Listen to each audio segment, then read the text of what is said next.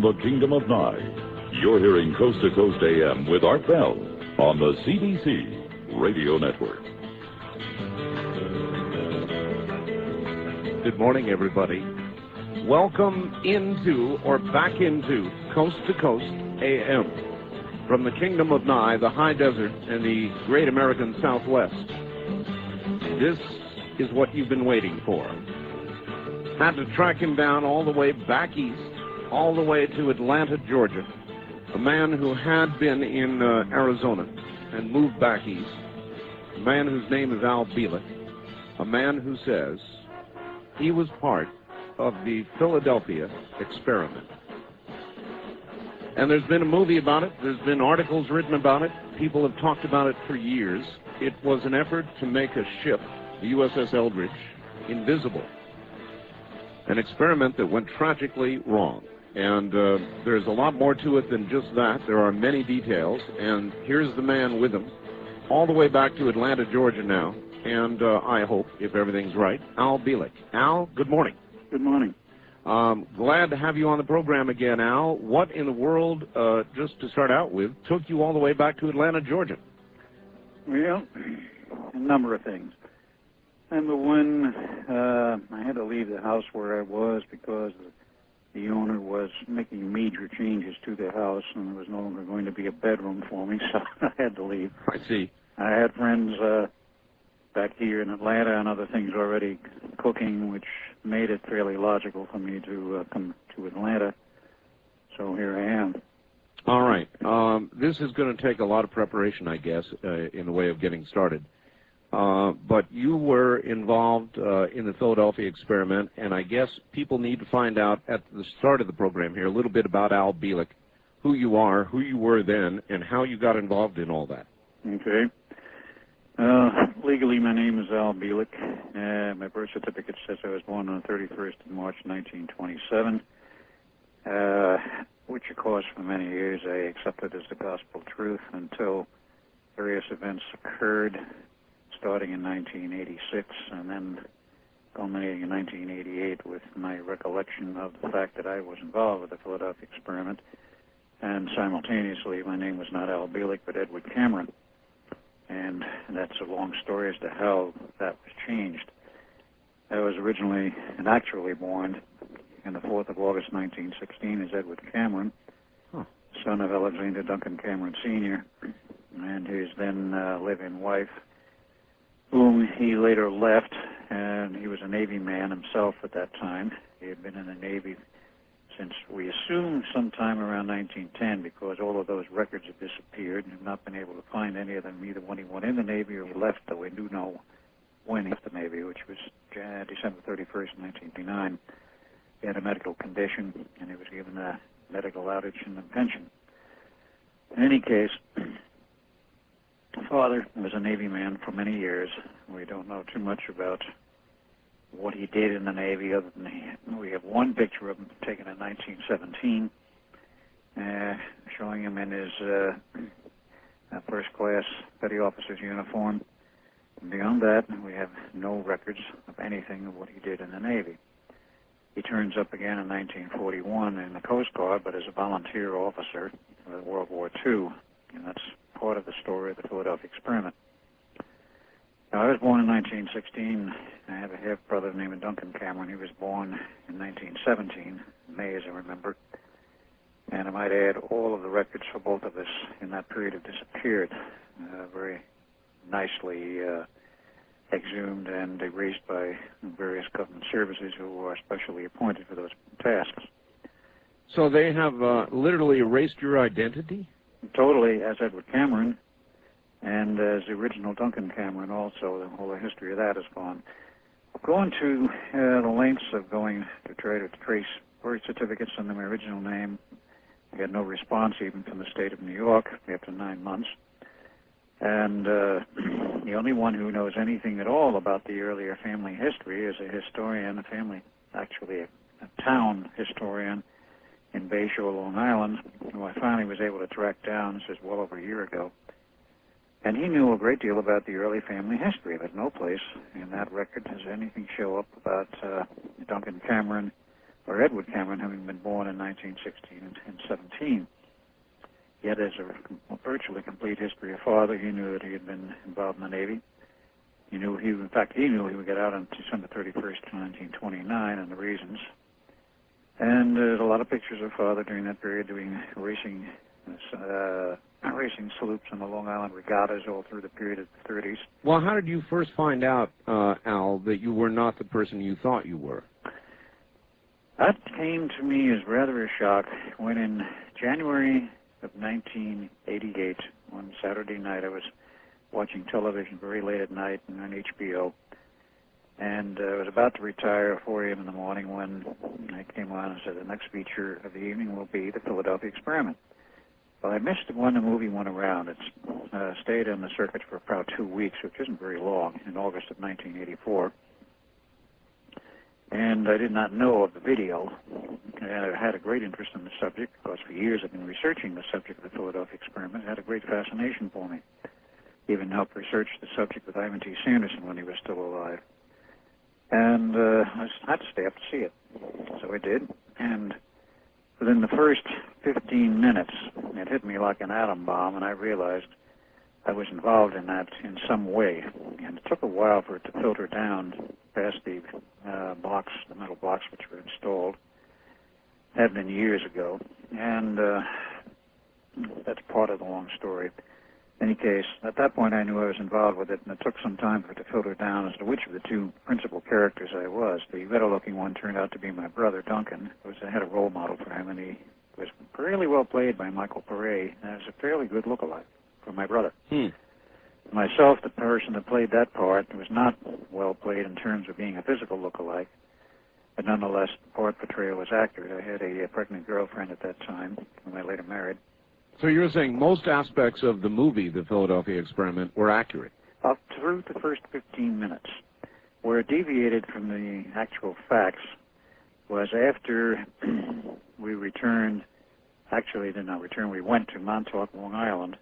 Now in the movie they showed it as being out in Wendover, Utah, at the old Wendover Air Force Base where they arrived, and the helicopter blew up. It was a helicopter, but it didn't blow up. And the fence was destroyed, and we walked through it and wandered off through the rest of the story of the Philadelphia Experiment as portrayed in the movie. That part is not factual. What was fact was that we arrived there, stayed inside the fence, and were grabbed by MPs immediately, not 3 days or 4 days, a week later.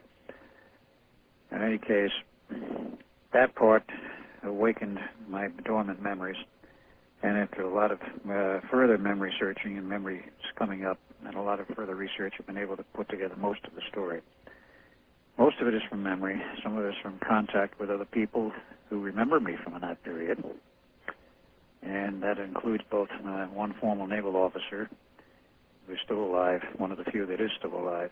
I was about to ask, Al, when you die, who's going to be left, if anybody, if it were to occur today, who would tell the story as you're able to tell it? The only one who would know any part of the story today would be one retired naval officer living in New York City, and my brother, Duncan, the younger brother, who remembers a good part of the story, it having been resurrected under hypnosis. And he is not one, however, to go around the circuit doing lecturing. He prefers to be somewhat retiring and makes little effort doing any lectures. He's been at one or two with me, but okay. What about the retired naval officer in New York? Has he been on the circuit talking about this at all? He has not. He is not reluctant to tell a story if somebody asks, but I and a person by the name of Preston Nichols are the only ones that ever asked him. And how I came to know of his involvement with it was the fact that Preston Nichols knew him, and one time, and this was back in 1988, the subject matter came up at the Philadelphia Experiment. Actually, it was 89, January, February. And he says, "Oh, I know all about it." He says, "How come?" He says, "I was there." And Preston says, "I've got to get you on the phone with somebody." So we arranged a conference call, and that was back in 1989. And he says, "I'm introducing you to this gentleman who says that he knows of the Philadelphia Experiment, so you talk with him." And so I'll remain on the line. So we talked for 10 or 15 minutes, And finally, this gentleman, whose name I don't want to use in the air without his permission, says to me, says, keep talking. And I did, and he said, okay. So I finally asked him, he says, do you remember me by any chance? He says, yes. He says, I recognize your voice. I had not met this man personally at that time. And I said, you remember my voice? He said, yes. I said, as part of the Philadelphia experiment? He said, yes. I said, under the name of Al Bielek? He says, absolutely not. Well, what name do you remember me as? And he says, well, you're asking me to go back 45 years of history. He did, and he came up with the name Edward Cameron. Oh, bang. So there you go. Yeah, this was on the phone without meeting me face-to-face, based on my voice only. So that was rather phenomenal in itself. And I've since met other people who are technically involved with the experiment in one phase or another who remember the whole thing.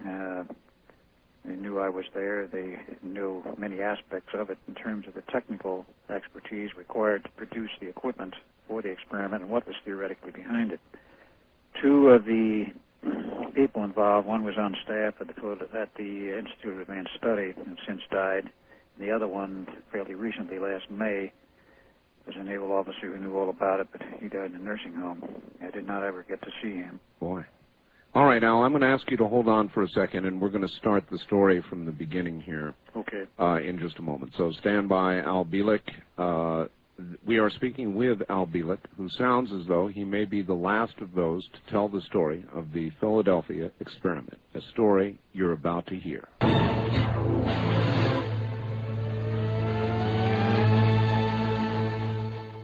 And now back all the way to Atlanta, Georgia, and Al Bielek. Hold on, let me move you once again, Al. Let me move you over here. Al Bielek, all the way from Atlanta. Al, are you still there? Yes, I'm here. Good. All right. Now, the Philadelphia experiment itself. You were in the Navy, and how in the world did you get involved in this, and what was it? Well, it's a very long story, and let's begin really at the beginning of this technically. The Philadelphia experiment didn't begin with that name. It began as a research project entitled Project Invisibility and was a private research project being undertaken initially by Nikola Tesla, Dr. John Hutchinson, who was then Dean of the University of Chicago, and a staff physicist, Dr. Emil Kurtenauer, and this was in the year 1931. And the long history of Tesla, of course, is a very long story to tell in itself. But briefly, he had been involved, of course, in many years of research himself, and his history is available from other sources. He had this idea, and these three came together in Chicago, the idea, how do you make an object invisible? There's been a lot of popular press representation of that idea at that time, making objects invisible. But for whatever reason, these three men came together with a paper study, in essence. How can you do it? Well, they didn't achieve much of anything at that time, and in 1934, the project, even though it had been funded at the beginning with some naval research money from the Office of Naval Engineering, as it was then called, changed its name to the Office of Naval Research in 1946. By the way, Al, is there any documentation of that from the Navy, or is that still secret? They still classify it as secret. There's no information available from the Navy. They deny to this day that the project ever happened. But they were trying. They were researching it and spending money on it. Yes. Now, in 1933, one of the things that happened, of course, was Franklin Delano Roosevelt was elected 32nd President of the United States. And he already knew Tesla from 1917 because in the period of World War I, when we became involved, he was Undersecretary of the Navy, that is, Roosevelt. And he invited Tesla to Washington and asked him if he would do some work for the Navy Department, for the government, to advance the progress of the war, and Tesla readily agreed. So the two were friends from that period of 1917. Roosevelt becomes president in 1933 and invites Tesla to Washington and exchange mementos and basically asks him, would you like to be director of the project you are working on? And he says, that's fine with me. So Roosevelt named him director of the project.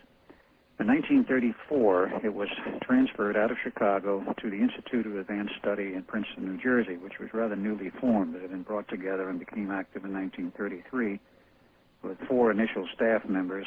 Those four initial members were Albert Einstein, Dr. John von Neumann, Dr. Alexander Veblen, Dr. Alexander, and Dr. Roswell Veblen.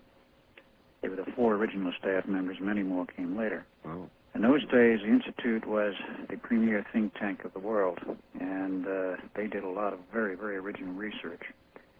The project was transferred there in '34, and they continued working on it and built some hardware and with their first initial test in 1936. What avenue technically were they following then, Al? They were charged with making an object invisible. The avenues that they were following technically was we're looking at the whole structure of the matrix of space-time, and can you manipulate an object in terms of its time location or its time phase in our reality to the point where it fades from sight. And the basic approach. And literally then goes to another time or dimension or whatever? Not totally. It could go, with the right hardware, it could go to another time, which would be time travel. They didn't want time travel. They wanted invisibility, which required, you might say, a phasing out of the visible region of reality while it's still physically it was here. So then the object actually did not leave this time. It No. just began the transition that would be time travel if you continued. Correct. That was the approach at that time. And the mathematics that supported it were very involved. It involved earlier work that had been done by many people. I won't go into the history of it, but one of the principals that set up the math was a Dr. David Hilbert from Germany, who was famous for his multiple space, multiple reality mathematics. And Dr. John von Neumann, who himself was a premier mathematician. In many respects, I think he was ahead of Einstein because he could build hardware. Einstein didn't know a transistor or a tube from a screwdriver. He was an excellent theoretician, but he knew nothing of practical matters in terms of designing equipment. Yeah, not hands-on. Right. Neumann was hands-on, which was a rare thing for a mathematician. He had a PhD in math from 1926 in Europe and came to the U.S. in 1930, taught at Princeton for 3 years as an adjunct professor in the graduate school, and then was invited to join the staff in 1933 along with the other 3 I named. Einstein, just as a curiosity, also left Germany in 1930, but he did not go directly to the Institute. He went actually to Caltech and taught there for a number of years, 3 years, and was in Pasadena, California. And it's a long story how he got out of Germany. He was smuggled out by friends. The National Socialist Party did not want him to leave. They considered him a national asset. But after 3 years in the West Coast, he was invited to join the Institute in 1933, and he did. He was there till his death in '55. So you had some of the best minds in the world at that time working on the project. That is correct. And the Institute was renowned then for being a think tank. It is no longer. It is, well, we'll go into what it does now. It's still there. It still exists. But it is not doing the same kind of work. It did many research projects at that time, privately funded. And the invisibility study was supported by Navy grants and research money, but it was a private research project and was not classified at that time.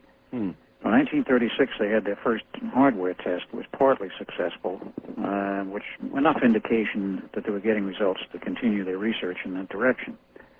And they continued with this until 1940 when they had a fully successful test at the Brooklyn Navy Yard with a small tender. Well, I assume before they tested on a ship that they were testing on smaller objects in a lab environment. Isn't that correct? That was correct.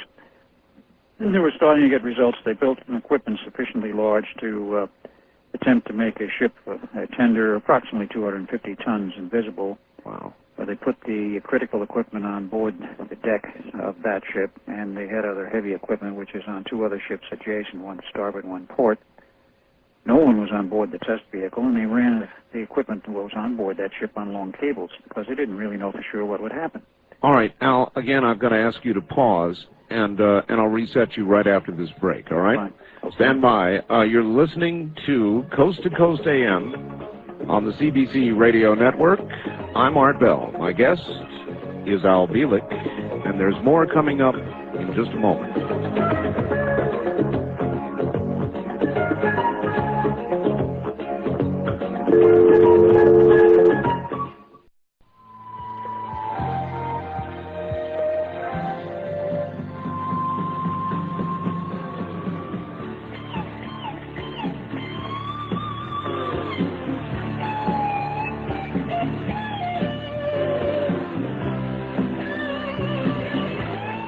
You're listening to the CBC Radio Network. We own the night. And now, for the best in live two-way talk radio, here's your host, Art Bell. All right, back to it. Al Bielek is our guest subject, the Philadelphia experiment, subject of the movie, books. And here's a man who was really there, and he's going to tell you that story. His name is Al Bielek. Back now to Mr. Bielek in Atlanta, Georgia. Hi, Al. You're back on the air again. Yes. All right. Again, taking you back a little bit, they were, before we get to the ships, they were experimenting on smaller objects. Can you give me any technical details on how they were, what process they were using, and how far they actually got in the lab? Well, I can't tell you much about how far they got in the lab because I was not part of the project until 1940, actually January 1940, along with my brother, before the Brooklyn Navy Yard test. Now, to give you a brief rundown of the technical aspects of this, one has to understand that, first of all, we are not living in a three-dimensional universe or even a four-dimensional, it's five-dimensional. The man who first technically explored this possibility was a man by the name of P.D. Ouspensky, a Russian mathematician who wrote a book in 1931 entitled Tertium Organum, which in English is a new model of the universe. And he described in there the fact that we are in a five-dimensional universe structure. Fourth dimension, of course, has been well defined as time, but it took Einstein with the unified field theory and others examining this to understand that the fifth dimension is also time, but it is the next up vector, if you will, the next higher order, called T2 in mathematical notation, which is the vector which controls T1, or the flow rate of time as we measure it with a clock. And T2 describes, speaking again mathematically, a helix, a corkscrew through time, if you will. The forward motion is the rate which we measure as time in the T1 mode, or the clock, if you will. But by manipulating the corkscrew, the rate at which that second vector, at right angles to the first one of time, moves, you control the rate of flow of time. Well, Al, I've got to stop you because I think I can understand the flow of time, or what you're calling T1, yes, or what we see go by on the clock every day. Right. That I can understand, laid out like a long carpet running endlessly into our future. That I understand. The second T2 effect on T1 I don't yet understand. Okay, well, let me give you another analogy, a model. You've seen, I'm sure, these kids' toys, the long coiled spring where you hold at one end and you can jog it at one end and you see this motion, this wave through the coil as it goes to the other end and bounces back. You're talking about a slinky. Yeah. Yeah, it's sure. a coil. Well, if you take this thing and close it in a loop like a donut, which is what Einstein said, we are living in a closed universe, everything is in a circle, including time, then you have a little bit of an idea of what we were dealing with. It's like a sleazy, except what we were doing, or attempting to do, and eventually did succeed in doing, was to enter this thing at some point along the edge of what we call our reality and create an artificial field which would affect within that field only the flow rate of time. By affecting T2, you affect T1, and you can then affect the position where that object, in this case a ship, was on the edge of the coil of time, as we call it. I'm speaking mathematically, of course. All right, I think I've almost got this. Okay. Now, what they were doing was by very complex fields affecting the time flow rate, and if you start to move the object around the edge, it starts to go out of our reality into the next one. You have to also understand that there are multiple realities involved in our universe, and they're all interrelated, but they're interrelated by being phased out of our reference, phased out in time by at least 90 degrees into another reality. All right. Al, would that be, again, staying with the analogy of the slinky then, would that be, instead of traveling along the surface of the slinky and going around and around and around and around, it is as though you're jumping from one link to the other link directly without traveling the entire path? Is that? That is correct. All right. Now, that you can again look at that in terms of another analogy, quantum physics, which in the modern analysis using quanta There's not only a quanta of energy and quanta of matter, you have quanta of time according to that theory. And it is in a discrete little jump, as it were, which fits quite well the sleazy model. What we were attempting to do, and did eventually do, was to take an object, create a field around it, and move it in relation to the reality which we normally exist in, move it part way out. And if you get far enough along that edge, the sleazy, so to speak, what happens is the electromagnetic energy called light and also radio waves, particularly the higher frequencies that we use for radar, no longer are reflected by the object. And if they pass straight through it or around it, you can do it either way, there is no energy reflected. The object is invisible because it requires a return of some kind of energy so that you know that the object is there. But not invisible necessarily at that point to the eye? Yes, invisible to the eye also. Oh, okay, so gone. Gone so far as you can see. And that was what they did in 1940 at the Brooklyn Navy Yard. They made the object invisible to eye, to a camera, and also at that time it would have been invisible to radar, but radar was not of a major development yet in 1940, even though the Navy had been working on radar systems in 1938 and had some on board ship, experimental. By 1943, of course, radar was well developed. We had excellent radar. The Germans did, the Russians did, right, and so forth. All right. Again, what I want to understand is technically how this is done. In other words, Okay. What actual process do you use on an object? All right.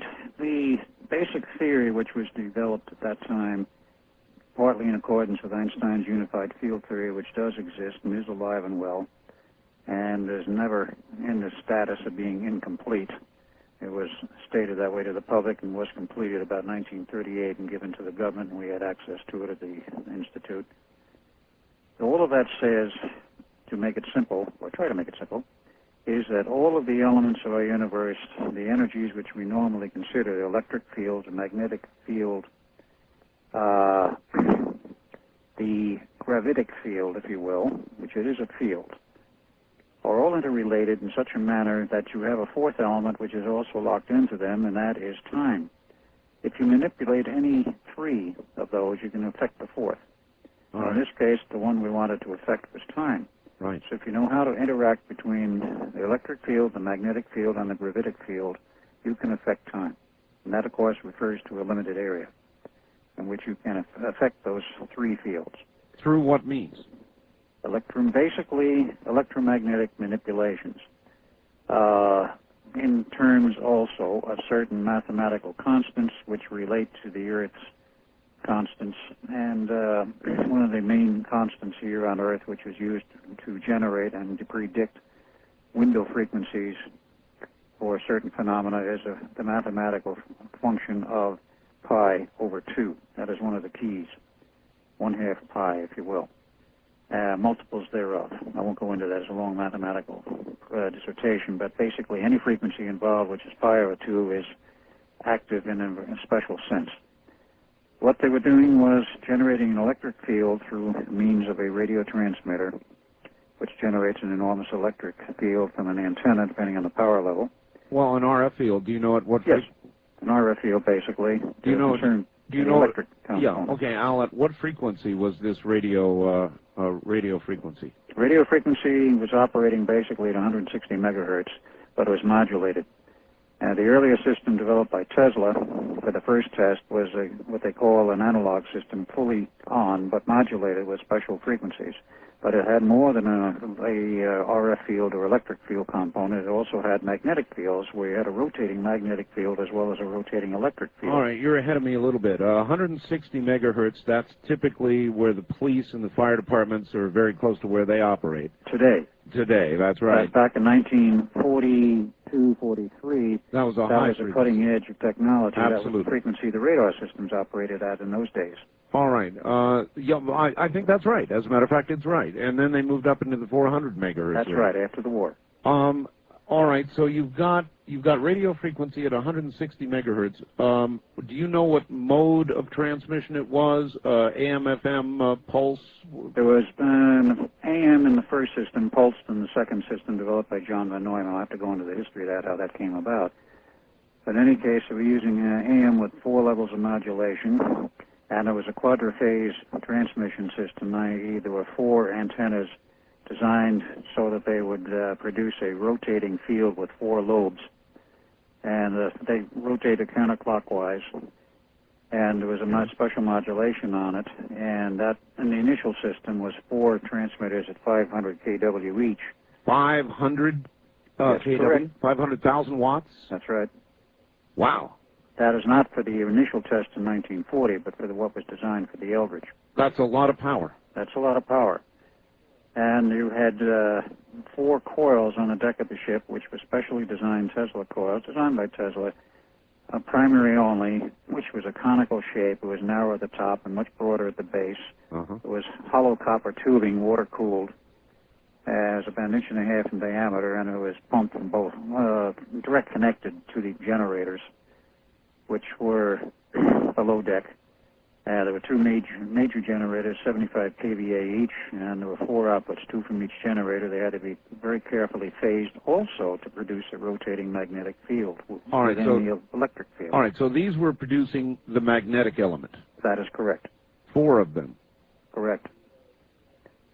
Now, the 2 of those interacting together at a certain rate and ratio will affect the gravitic field, particularly if you have enough power, and that's one of the reasons they wanted enough power for this.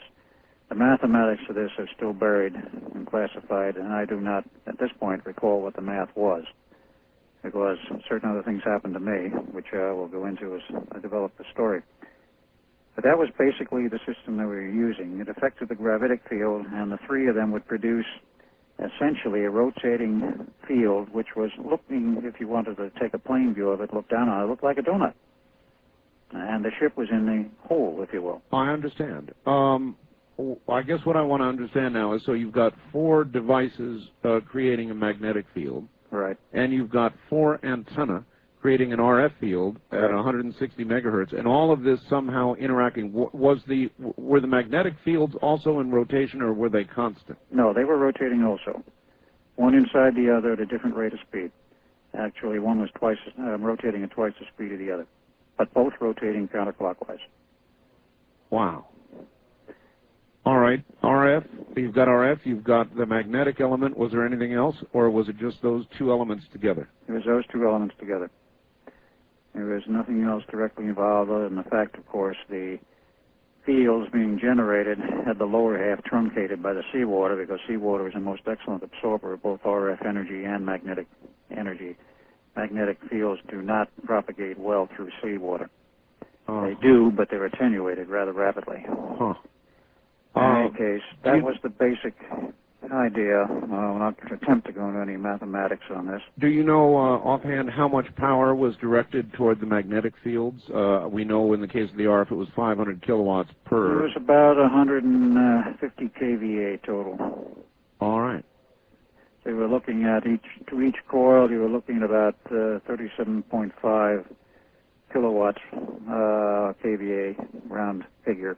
Okay. You can't say kilowatts because that refers to DC. kVA is AC with what the phase angles or power factor may be involved. All right. At this point, Tesla was involved in the experiment, correct? That is correct. He was the first director, and he remained a director through this period of time. Now, let me go into my history, how I became involved, as well as my brother. Okay. I was born, as I said, in August 1916. My brother in May of 1917. Father was a Navy man, of course, and the family had a lot of money. Earlier on, they had married into the Arnold Constable family. Our Auntie Arnold, as we called her, originally a Cameron, had married into that family at a much earlier age. And Father was a result of one of those. I can't go into the whole lineage. And in the period prior to World War I, he, as a Navy man, had 2 live-in women. First 2 wives, but they were common law. One was born by one and Duncan by the other. And when 1917 came along and we became involved in the war, the Navy tapped him on the shoulder and says, "You're going to sea now," and he abandoned those 2 wives. So we were raised by Auntie Arnold in the big house in Long Island, which is at West Islip. And finished our common school education, if you will. Father encouraged us. We saw him about once a year. To to get a good education, and there was no lack of money, so we went to college. I went initially to Princeton, took a bachelor's degree there, and was into a master's.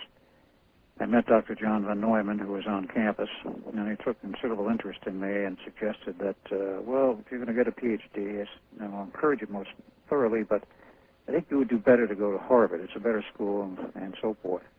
So I went to Harvard for my doctoral work. And Duncan, in the meantime, for whatever reason, went to the University of Edinburgh, at Edinburgh, Scotland. We both took our PhDs in the summer of 1939. And, of course, Father congratulated us. He was long since out of the Navy. And he arranged for us to enlist in the Navy and follow in Father's footsteps. So in September 1939, we both enlisted in the Navy in Church Street, New York. Went through a special 90-day training school for officers, because we were given commissions of Lieutenant JG upon enlistment. And this 90-day wonder school, there were all kinds of names have been appended to these particular schools, or special schools for those to go to special assignments. Yes. We didn't know where we were going to go or what was going to happen until after it had been completed, the work there had been completed. We were assigned to the Institute of Advanced Study in January 1940. What were you actually going to be in the Navy, Al, or what did you think you were going to do in the Navy? How about that? We didn't really know. We only knew that we were taking on probably careers in the Navy. And since we both had PhDs in physics, we assumed it would be some technical role, which was, of course, a correct assumption. And little did we know of Father's involvement in the background. We've done a lot of research on this since. He has died in 1981. He was born in 1891. He was 90 when he passed on. Father, after he left the Navy in 1929, was in some manner somehow still involved with the military, with intelligence, with espionage, and many things. We have yet to uncover the whole history, but we know that he was involved in smuggling Nazi Jewish scientists, ex-Nazi or Jewish scientists out from under the noses of the Germans in Germany from 1933 until 1942. We've been able to determine that about 9 were brought over through the auspices of the company store, if you will, and I don't mean a 3-letter company, but Honorable Constable. And through the company store, a long story in itself. And they stayed in Long Island undercover. When the war was over, they all went to work in special projects at Brookhaven National Laboratories, which is another story that comes after the Philadelphia experiment. Father was involved in a lot of things. We have yet to track it all down. But he was knowledgeable as to what was coming up, and he arranged for us to join the Navy, and apparently for us to become assigned to the Philadelphia experiment. We don't know that as a fact, but it appears that way. All right. We joined the Institute in 1940, and we were brash young guys, thought we knew all about physics. Then we find out when we go to the Institute, where they're working on the cutting edge of projects which we've never heard of in school, and mathematics we never heard of, on Von Neumann's special mathematics and other things, including unified field theory, we suddenly found out we didn't really know much of anything. And we were brought up to speed. And this was prior to the Brooklyn Navy Yard test. We found out what they were doing and what they were attempting to do, and Von Neumann himself instructed us. We met, of course, occasionally Tesla, who was working on other projects in his own labs and was there part-time at the Institute. In any case, came the test in 1940 at the Brooklyn Navy Yard, fully successful. The Navy classifies the project, calls it Project Rainbow, and we all had to get clearances. And then we found ourselves shuttling between the Institute and the Philadelphia Navy Yard, where they set up offices in one of the buildings overlooking the harbor for all the classified projects, including this one. Did you know at that time, Al, what it was that they were going to involve you in? I mean, did they tell you the whole story, or were you just sort of getting pieces of it as you needed to know? No, we knew the whole story theoretically because it was not a classified project until the successful test in the Brooklyn Navy Yard. Ah, all right, so Al. we knew the whole story of what they were trying to do and the theory that was involved. All right, Al, we're on a network. I've got to pause again, so hold it right there for a sec. Sure.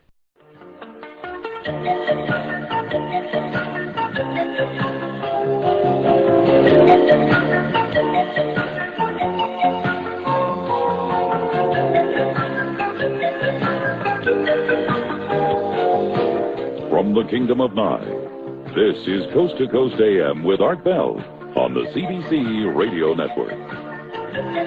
Well, good morning. Yes, this is it. Al Bielek is here.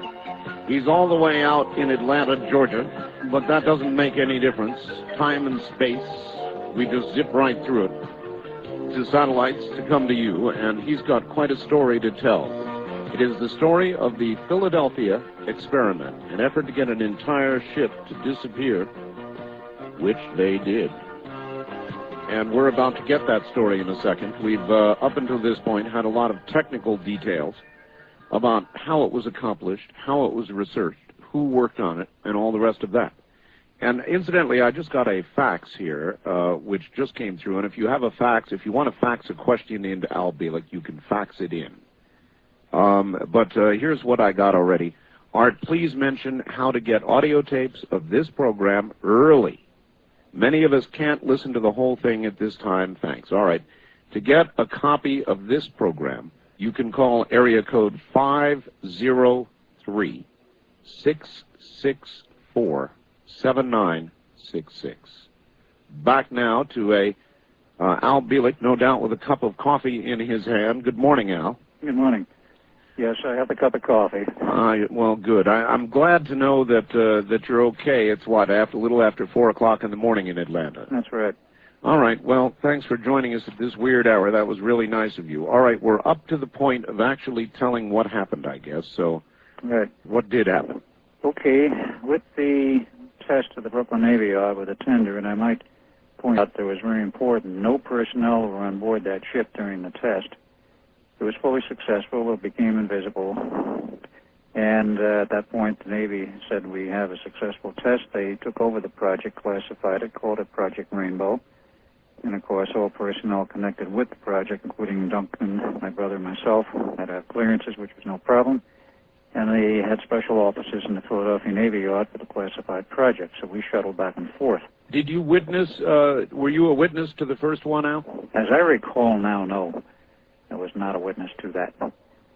Now, what happened at that point, of course, was went up and down the line, and eventually President Roosevelt heard about it. He was elated, and he says to Mr. Tesla, says, Nicola, says, I'm giving you now a real ship to make invisible. I'm loaning you a battleship. He says, if you can make that invisible, you can make anything invisible. All right, there's where I'm going to stop you, Al. I've got a couple things to do. Rest for a moment. We'll be right back to you.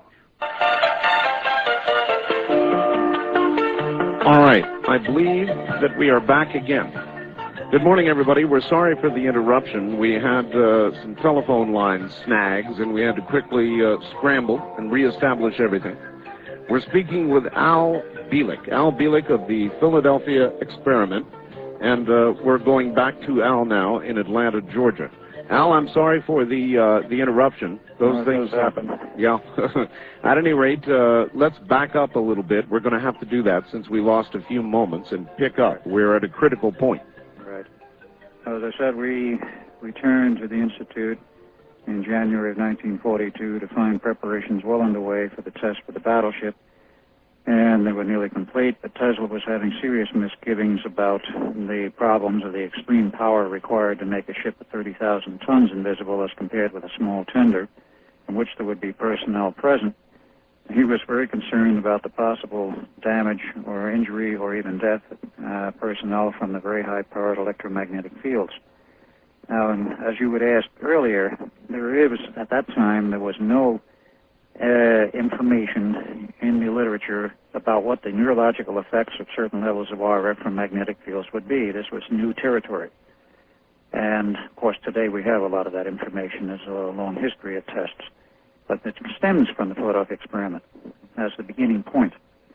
Well, he was concerned. He was very severely concerned, and he went to the Navy and asked for extension of time to solve the problem. He says, I'm sure I can solve it. I need more time. The Navy says, you have an assigned test date, March 42. Do what you have to do, but you must meet that date. He had a serious problem there, and he knew it, and he decided the two options he had, to go ahead with the test or to cancel it, that he would sabotage the test deliberately by detuning the equipment so that when the switches were thrown on that fateful day, nothing happened other than a few pieces of equipment blew up. some tubes blew out in the transmitters, and that was all. So he was in fear of what was about to happen to the degree that he actually sabotaged the test. He did. And, of course, he bowed out at that point and saying, the test is a failure, I have other things to do. We have a very good man here, or you have a good man here who can take over these tests, Dr. John von Neumann. Well, of course, there is argument to this day, did he leave voluntarily or did the Navy fire him? Regardless, he left. And, of course, as history shows, he didn't live much longer after that. He died on January 7th, 1943, in his hotel room in New York, the New Yorker in New York City. John von Neumann takes over, and, of course, first thing he says to the Navy is, well, I have to study the problem and see what's wrong here. And it didn't take him long to find out what happened. But he decided that he was going to take advantage of this opportunity to redesign the equipment. Tesla's approach was analog, and von Neumann was known as a man who liked pulsing equipment and the pulsed approach. So he decided to redesign the equipment for pulse modulation rather than a continuous analog form of modulation. All right, I would think, and maybe you can help me out here, but I would think once you moved into the area of pulse, you would be able to achieve higher peak power levels, and that was the idea. Very true, and that was his idea. He, of course, abandoned the battleship, and the battleship was returned to service. I don't recall now what happened to it, but it wasn't there after a certain day. And we were all part of it at that point. So von Neumann, along about in June of 42, decides he wants a ship which is designed from the ground up for this project. So in July, he went to the federal shipbuilding yards at Newark, New Jersey, picks a number off the drawing board, DE-173, which later was known as the Eldridge, and said, I want this, this, and this change. Basically, what he wanted was, of the 4 gun turrets, number 2 was to be left unfinished. They said you have a dummy wooden turret for it for tests at sea, but they wanted that hole, as it were, left unfinished without the ammo racks below. Part of the interior of the ship was to be gutted so they could drop the heavy equipment in through that hole and slide it on rails to the central point midships. So the ship was built with those specifications. It came down the ways in September of 42, went into dry dock for outfitting the heavy equipment. The heavy equipment included the 2 75 kVA generators, which were designed for this project, along with a very large electric motor with 2 right-angle gear drives. Electric motor was a 750-horse monster. Wow. The entire equipment was run on its own separate power system from ship's power. They ran in a special diesel-electric generator, about 8 megawatts output, which was a lot of output. That's a big generator. That's a big generator, but that's one of the reasons they had to have the interior of the hull gutted. All of that equipment was moved in dry dock, and then about September of 42, of course, the ship was taken under its own power. It was not totally gutted by any means. To the Philadelphia Navy Yard and put in a secure area in the rear. There was a front section for ordinary shipping, and there was a rear section with access control by a drawbridge for classified projects. So in December, the ship was sent there, and then in January on, the special electronics equipment was moved on board. It wasn't that large. Also, during that summer, von Neumann decided, and the Navy concurred, they wanted a special crew for these tests, namely an all-volunteer crew. So they went throughout the Navy, acquired after a period of time some 33 enlisted men, about 7 officers who volunteered for this project and essentially signed their lives away, and went through a special training school in the Coast Guard Academy at Groton, Connecticut, if I remember correctly, for 3 months, from September to December of 1942. And who was the schoolmaster, if you will? We still have a picture of this crew. The headmaster was none other than my father in his Coast Guard uniform. Aha. And there he was again, involved with the project. Boy, just intertwined, your father intertwined all the way through this, didn't he? That is correct. He intertwined a lot later. I'll go into that later. In any case, he was involved. We know this now. And this crew, when it was finished with its training, was assigned to the Philadelphia Navy Yard. The electronics went on board the Eldridge, as it came to be known later, during that period from January to March. Now, we came back in there, as I said, at the beginning of 42, and we were in through that whole period. And we then said to von Neumann repeatedly, you're likely to have a problem. Tesla said so. He was not very pleased about the mentioning of the name Tesla. I have to point something out. All of the personnel at the Institute had PhDs, with the sole exception of Nikola Tesla, who was not on staff. He was there as a consultant, you might say. Were the two of them competitive, Al? In a certain sense, that was true. Mm-hmm. They both highly respected each other's abilities, and von Neumann never doubted the capability of Tesla. He had an impeccable reputation up to the point of the test failure in March 42. Were there professional jealousies? It was sort of a professional jealousy, because Tesla, you see, did not have a degree. He had an honorary PhD, but he did not have a real one. I see. But no one questioned his capability. No one at all. But it was a sort of professional thing. Here was a man ahead of the project who didn't have a PhD.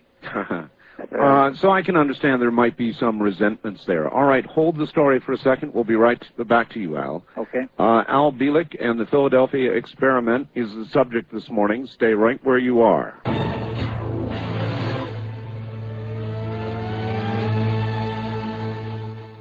Back now to Atlanta, Georgia. And Al, we've got about 3 minutes before the break at the bottom of the hour. Go ahead. Okay. With the continuing work on this, as we learned when we mentioned particularly about Tesla's name to von Neumann, he became very irate. But von Neumann himself became convinced in a short period of time that there was a potential for problems on the human element. He decided to up the power. First of all, it was a pulsed approach, 10% duty cycle. Mm-hmm. And he decided to up the power. The transmitters, RF transmitters, which had been half a megawatt output, he upped the boosters to 2 megawatts each. Holy mackerel. He and of course, they could quadrupled be it. pulsed theoretically to 20 megawatts each peak pulse power output. They didn't go that high, but had the theoretical capability. Wow. He made no change in the generator system other than with the pulse technique, he had to put special damper coils on the top of these conical magnetic field generators, if you will, on the deck of the ship, which stood a little over 6 feet high, by the way. And he started to become concerned about the problems of power and related to the human mind and the neurological system. So he decided to try to do something to compensate for this. He added a third generator to the system after ordering it from Westinghouse. Never worked properly. He couldn't synchronize that with the other two. And eventually, one day in May of 43, it went out of control, and one of the other technicians assigned to us was zapped badly with a arc of engine of almost lightning. High voltage that came off of that generator because it was out of sync. Right. Wound up in the hospital in a coma for 4 months, eventually recovered and was given a medical discharge. So he was back to square one. He scrapped the third generator and decided to continue along his normal approach. Now, in June, the ship had sea trials, which were very successful because the intent was, if all the tests were successful, the Aldrich would immediately go to sea. And they had all kinds of backup systems already built. In any case, the test date, after a lot of testing in the Navy Yard of the various systems, subsystem testing, really, it decided to go for the full board test in July of 43 in the harbor and outside of Philadelphia. All right, that's a good place to hold it then. We're now at the bottom of the hour, and when we come back, we'll pick up with the full-scale test. All right, stay right there, Al Bielek, and he is our guest from Atlanta, Georgia. You're listening to the CBC Radio Network from the high desert and the great American Southwest. I'm Art Bell. Stay right there.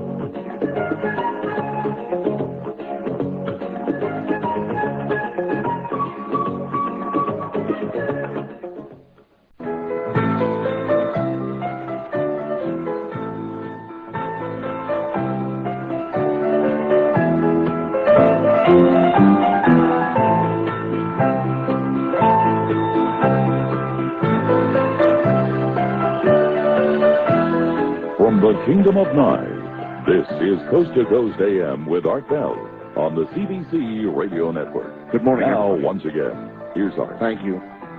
I'm so sorry to interrupt you, Ross. That's Ross Mitchell of KOH. My guest is Al Bielek from the Philadelphia experiment. And just when we got to a critical moment on the discussion of the experiment, just as apparently he was saying, and then the battleship, we lost everything.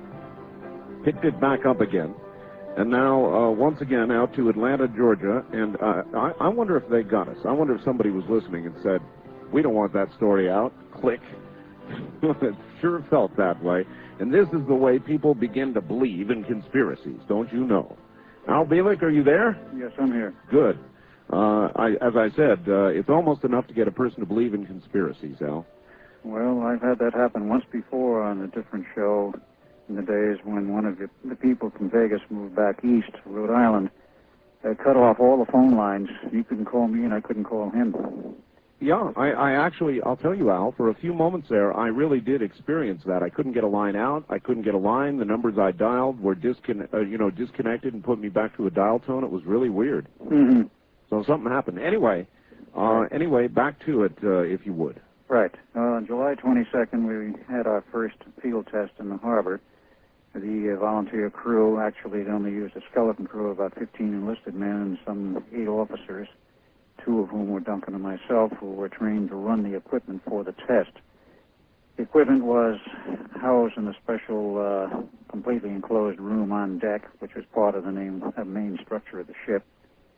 So we were on station. At about 900 hours, we were told to go ahead with the test by radio link, and there was a carrier with its observer ship with certain personnel on board, including Dr. von Neumann. So we fired up the equipment. You see, there were no computers in those days. Everything had to be done by hand. And we knew what the procedure was, so we fired up the equipment, and the ship became invisible to sight as well as to radar. By 43, they had very good radar, and they were concerned about radar invisibility. Everything went very well. After about 20 minutes, the commander who was in charge of the test, Captain Harrison, who is now deceased, ordered the test discontinued. Okay, listen, I want to ask you a question about the test, Al. I, of course, was not there, and I just saw the movie, but I'm recalling that in the movie, the ship did not disappear right away. It kind of wavered and quavered and shimmered almost. And is that the way it was in reality? Partially correct. However, in the first test, the ship disappeared from sight as well as from radar, but it was surrounded with a mist, and it was a sort of greenish fog. And why the color green, we don't really know, except that one of the byproducts of this test was in generation of large amounts of ozone gas. Right. The ship, however, was still there in the harbor, but what they found in the process of the observation was that the water line, which would show where the ship should be, was much larger than the ship, and there was an apparent hole in the bay, much larger than the ship itself, and they couldn't see the bottom of it through binoculars from the observing personnel on the carrier. A hole in the bay? Yeah. In other words, a very large water line with nothing there. Wow. And Captain Harrison was very concerned about this. He said that he knew the ship was gutted in the interior and there wasn't everything there in the normal internal structure, and he was afraid that the ship might be supported on air rather than on water, and it would break in half. He knew that if that were the case. So we ordered the ship's test discontinued. We turned off the power and returned under our normal power back to dockside. At that point, we found out that those personnel who were on deck were very severely disoriented, nauseous, ill, as the saying goes, out of it, and definitely not well, showing the effects of exposure to very high-powered electromagnetic radiation. All right, these were the personnel on deck, but not necessarily those who were inside. That is correct. Those below deck were not affected. Duncan and I, being behind steel, were not affected. Steel is an excellent shield against both magnetic fields as well as RF. Right. Well, so where were you exactly when the first test occurred? We were in the control room, which was midships, and we ran all the equipment right from that point. So you were actually operating the equipment that did this? That is correct. That was our job and our task, Duncan and myself. It took 2 people to operate the equipment properly. And we just continued the test on orders, went back to the Navy Yard. They found out they had very sick personnel. Then Neumann was quite concerned about this. The Navy says, not to worry, we have another crew for you. And von Neumann then went to the Navy and says, I have to look at this and study this and try to solve this problem. The Navy gave no response for a few days, and von Neumann asked for an extension in time, rather an indefinite one. The Navy finally came up with an answer and says, you will complete the test by the 12th of August, 1943, or forget it. It was a drop-dead test date. Like, do it by then or just forget the whole damn thing. Well, nobody understood this, and I knew Hal Bowen fairly well at that point, and I went to him and I said, what is this all about? And he says, well, that's the orders I received. And he says, where did they come from, and what's this all about? And, well, he tracked it down, found out that it came from the Chief of Naval Operations himself, who was then Admiral King, and he was told that this is the way it is. Now, Admiral King, as CNO, is not concerned other than an cursory way of engineering tests. He is concerned with the operation of the war and the Navy's part in that and all theaters of operation. He is not a man who is going to take detailed interest in an engineering test. So we didn't understand this. It took a long time to find out what was really involved. In fact, it took many decades. In any case, we had the 12th of August drop dead date, and the Navy says, you don't have to worry about invisibility for the eye, optical invisibility. All we are really concerned about is radar invisibility. Well, I've had a slight decrease in the stringency of the requirements, and on the 12th of August... Al, how much less power did it take to produce radar invisibility versus real invisibility? It was not so much a matter of power as a matter of scientific approach and how much of a phase shift in terms of the time vector was required. I've got you. So in other words, the power levels were roughly consistent, just the phases were changed. Right. What we did was shift phase around the coil, as I called it, of time to a slightly lesser degree of shift, which would still provide radar invisibility. And what we did is you shift to that point, and then you locked at that point. That was the theory. Were the biological effects less with that shift? No, as we found out. On the 12th of August, we were about to proceed with the rest of the tests, and what Captain Harrison insisted upon was to have hydrostatic tests of the hull stress by means of special sensors installed on the hull inside and outside. The submarine was assigned to go under the ship and see what was going on, and a secondary crew was put on board that ship for these tests. At the last minute, something went wrong. They decided to cancel the special hydrostatic test. The secondary crew was pulled off, put on the sub, and the sub pulled out, and we were left there alone when Duncan and I, standing by the rail, were very perturbed, wondering what blazes is going on. We knew something was wrong, but we had no idea what. And the orders came to proceed with the test in the normal manner. So we did.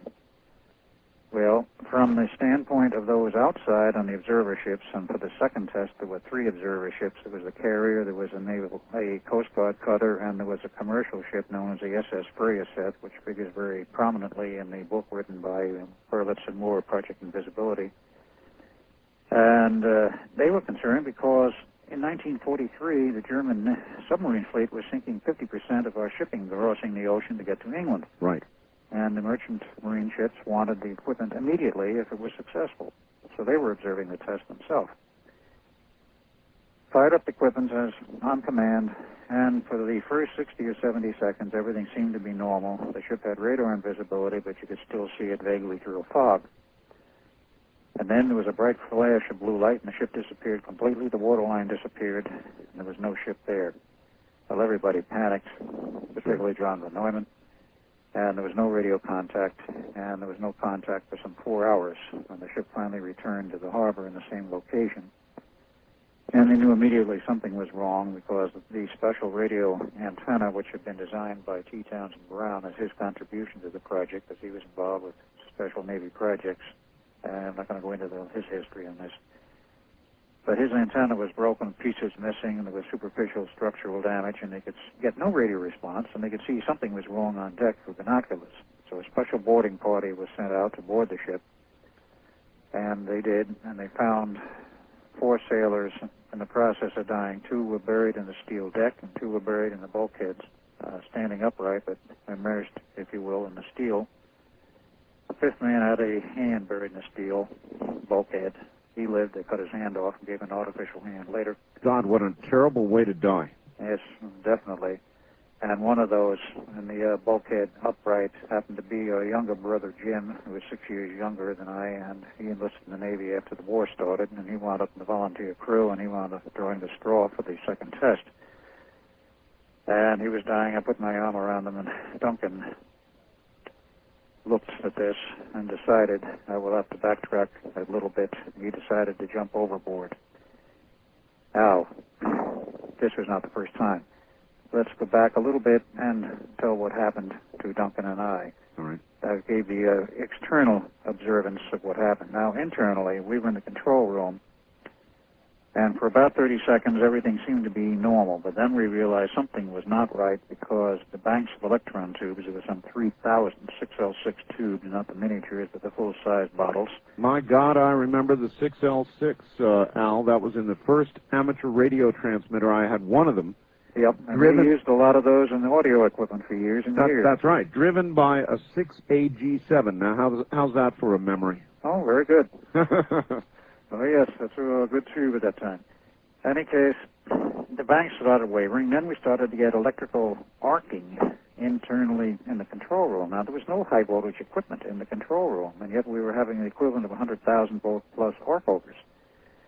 And it got worse, so we couldn't raise no one on the radio. It seemed to be working, but there was no response. We then had a transmitter linked directly to the transmitter as well as a receiver in the control room, unlike the first test.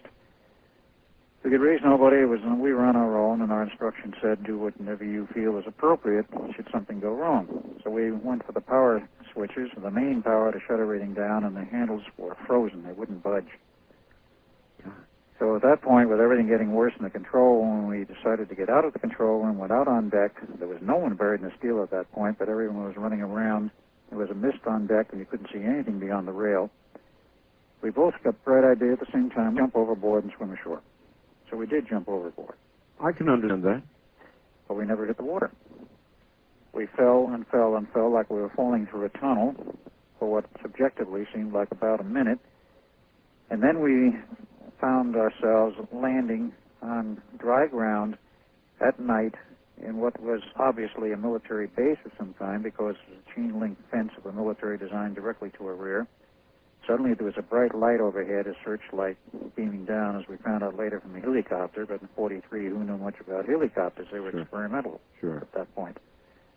And suddenly out of nowhere comes a number of MPs. They grab us and they take us to a building on this base. We go inside, and we go in an elevator. We go down several levels, and the door opens. And we see a lot of military personnel running around, and then an elderly civilian with white hair approaches us and says, "Gentlemen, I've been waiting for you. I'm Dr. John von Neumann." At which point we look at him and says, "You're who?" And he says, "I'm Dr. John von Neumann." Von Neumann. I said, "It couldn't be. We left him perhaps an hour ago. He's a much younger man." He says, "Yes, I know." He says, "I am the same man you knew in 1943. This is not 1943, this is now the year 1983 here at Montauk, Long Island, part of the Phoenix Project, or as we call it now, the Montauk Project." Well, we couldn't believe him. We thought he was bonkers. Of course. But nevertheless, he gave us a cook's tour of the underground, and we see computers, graphic displays, large-screen color TV, and things which did not exist in 1943. So he was expecting you. He was definitely expecting us. So we stayed there about 12 hours, and after watching TV for several hours and seeing ads for fly to Hawaii in our 747 jet, we would sit there with our mouths agape. Yeah. And look at shots of the freeway traffics and freeways and Man on the Moon references and the Cold War. We suddenly realized something was terribly wrong, or maybe the man is right. We were there about 12 hours, and von Neumann sprung it on us and told us what had happened. He said, this project in 1983, the Phoenix Project, has locked up through time with the experiment with the Eldridge in 43. And he said, the ship disappeared and is in hyperspace. We can't control that ship from here, but the generators have to be shut off. He says, we have created a bubble in hyperspace which is growing, and we don't know how big it will grow or what will happen if it isn't stopped. All right, there's where I'm going to stop you, Al. I've got a couple things to do. Rest for a moment. We'll be right back to you. Okay. And there is Al Bielek in the future in 1983, and that's exactly where we'll pick it up in a moment.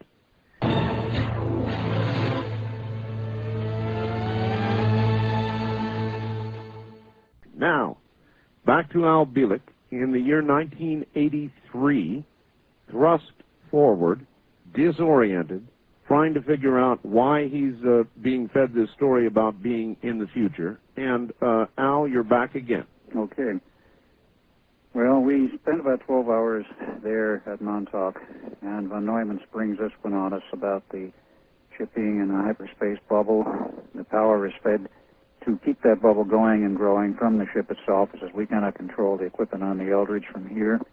We have to send you back to shut off the equipment, as we had told him we couldn't. He said, you will have to shut it off any way you can, smash it, destroy it, whatever. So we looked at him and says, no, just how are we going to get back there? He says, that is no problem for us. He says, here in this project, we have solved the problems of space and time. We can send you anywhere we want at any time we want, and we will send you back to the decks of the Eldridge, and it's up to you from that point on. Well, I'll make a long story short. He did send us back, and the equipment sent us back, and we took up axes and smashed the equipment. When enough was smashed, of course, the generator started to wind down, and we knew it was over. So we went out on deck, at that point having accomplished our task, and that's when we saw the sailors buried in the steel. There was still a haze, and it took about 2 minutes, approximately, for the fields to collapse. The ship did return to the harbor at the same point. Before it did, however, the episode I referred to earlier, Duncan looking at me and like, aren't I going to go with him? He jumped overboard and he disappeared. As we found out much later, he returned to that project sometime in late 82 or early 83. We don't know exactly when. Eventually he died there. Al, I'm curious. What do you think would have occurred, or what's the best guess about what would have occurred had you not been able to get back on board and smash that equipment? Neumann's assumption at that time was that the hyperspace bubble would grow to the point where it could overwhelm the Earth itself.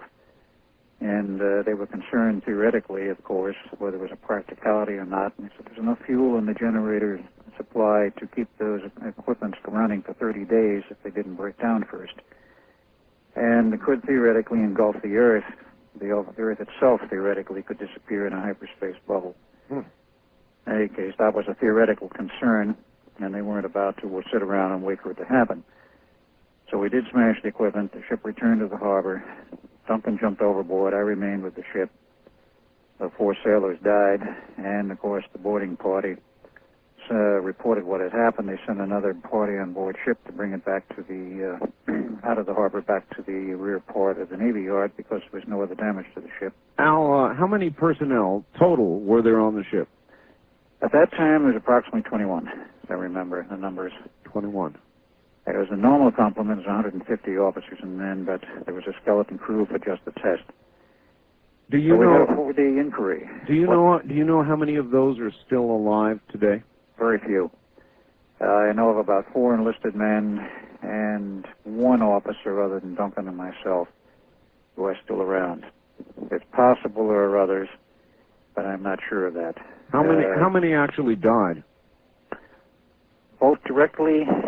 At that time, there were 4 who died. There were 2 others who jumped overboard besides Duncan and myself, and they disintegrated immediately. It raises a good issue. Why did we survive and the others didn't? And others who disappeared, and some of those on the surface of the ship went in the funny farm because they were totally insane. How do you know that they disappeared or disintegrated, rather? Why? The stories were they were seen to disappear, and of course there was a shortage of the complement. When they did a nose count, so to speak, later, there were several missing. I understand that, but why wouldn't you presume the possibility that they too moved into a different time and just did not get back? Unknown. That's an unknown. We can assume anything you want. So it's definitely possible. Definitely. Yeah, the reason I say that is because that's what occurred to you, so one could reasonably presume that occurred to them. They simply may not have gone to the same controlled experiment with a return that you did, so they may have lived out their lives in some other time. That is very possible. It's definitely an unknown, but it's almost anything can be assumed possible. In any case, we had a 4-day board of inquiry. What went wrong? I gave my report, which included the trip to the future. Nobody believed me, including Dr. von Neumann. And after all of this, the Navy said, well, let's try one more test. We have a lot of spares and equipment. Rip out the damaged equipment and have the ship ready for another test. And this was done in the harbor, the outer harbor of Philadelphia in October of 43. and they decided to do the 1940 routine, put the ship on station and remove all personnel and control the equipment by remote cable 1,000 feet of it. All right. Hold it right there. We're at the top of the hour. You've got 5 minutes to rest, and we'll come back and get the final experiment. Okay. All right. What a story, huh? This is Al Bielek you're listening to. He's with us from Atlanta, Georgia. Al Bielek was part of the Philadelphia experiment. And, yes, we will open the telephone lines. So get ready for more from the high desert.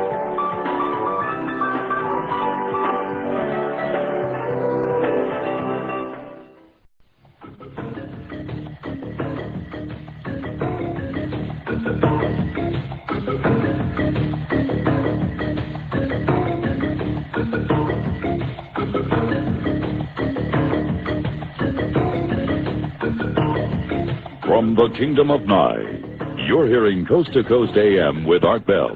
Much more than just a talk show. To participate in the program, call toll-free 1-800-618-8255. That's 1-800-618-8255. This is the CBC Radio Network. It absolutely is. I'm Art Bell. Thank you, Ross Mitchell of KOH. We've got Al Bielek on the line with an incredible story. And I'm going to start out this hour with a fax that I just received. And if you have a fax or question for Al Bielek, you're welcome to fax it in, and shortly you'll be able to call it in. My fax number is area code 702-727-8499. 702-727-8499. And one other number I want to give you is the number to order this program if you've not been able to hear the entire story. It's been underway now for 2 hours. 2 hours. You can get a copy of this program by calling area code 503-664-7966. You can call right now or you can call later. Area code 503-664-7966. Back now to Atlanta, Georgia, and Al Bielek. Al, are you there? Wait a minute, Al. Let me put you on hold here. Put you back on over here. There. I think we've got you now. Hello, yes. Al. Okay. Good. All right. So we're coming up now to the final experiment. But just before we get to that, I've already got a fax question here for you. Here, I'll read it to you just the way I got it. It's from Devin Rambo in Bakersfield, and he says, a question. Are there any books I can go get about this? This is the weirdest, coolest science fiction or non-science fiction story I've ever heard, and I'd like to read about it. So what about it? Where would he buy a book that would tell him about this? Well, the history of literature on the subject goes back quite a ways, but in terms of actual books, there was one entitled Thin Air, published in 1978, which I believe is out of print, and told in a fictionalized form the story of the Philadelphia experiment. The one done by 1979 by Berlitz and Moore, entitled The Philadelphia Experiment, Project Invisibility, is well known and has been available as a paperback for many years. It's still available.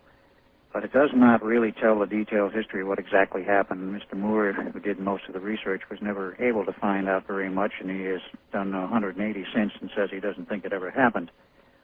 The other one was the one written by myself and Brad Steiger, entitled The Philadelphia Experiment and Other UFO Conspiracies. It is available in many of the New Age bookstores, and if the listeners are not able to find it that way, they can contact me and ship it out. I have it available. Who is the publisher? Publisher is Inner Light Publications, New Brunswick, New Jersey. All right, and how would they contact you, Al? They would have to contact me through my post office box here in the Atlanta area. It's actually in Marietta, and I'll have to get that number out. And all right, why don't you do that during one of the next breaks? Will do. All right, now here we come. The final experiment you were going to tell us about. Right. So in late October, late at night, they decided it was set to put the ship on station, pull all the personnel off, and control the equipment by remote control through over 1,000 feet of cable. And again, the ship disappeared, came back some 15 or 20 minutes later, and the equipment that's related to the invisibility test was a smoking ruin. So at which point the Navy washed their hands of everything connected with these tests and said re-equip their ship for war duty. And it was so re-equipped, and from approximately January of 1944 on, it was in the normal operations of the war. It was retired in 1946, put into mothballs. 1951, President Truman took the Eldridge and others out of mothballs on a agreement with the Greek Navy, and it was transferred to the Greeks. They renamed it the Leon. And as we found out with research and correspondence, the Leon is still in the Greek Navy to this day. Uh-huh. And that was the saga of the Eldridge. Insofar as I am concerned, I remained in the Navy as a career officer, and for a number of years. But Neumann took me aside and says, I don't know whether to believe your story or not, and it's not very much of a problem, but I'm going to build a little time machine here, and I'm going to send you back in the future, and you're going to bring proof back to me of what has happened, that your story is true. Now, unbeknownst to the Navy, because he worked at that time with the Institute, and the Navy was not directly funding the Institute and had no control over it. I'm sorry, this was in 1951? No, this was in 1940, late 43, early 44. And at that point, he was going to build a time machine? Yes, and he did. And he did? Yes. And he sent me back to the project in the 80s, 82, 83, and more than once.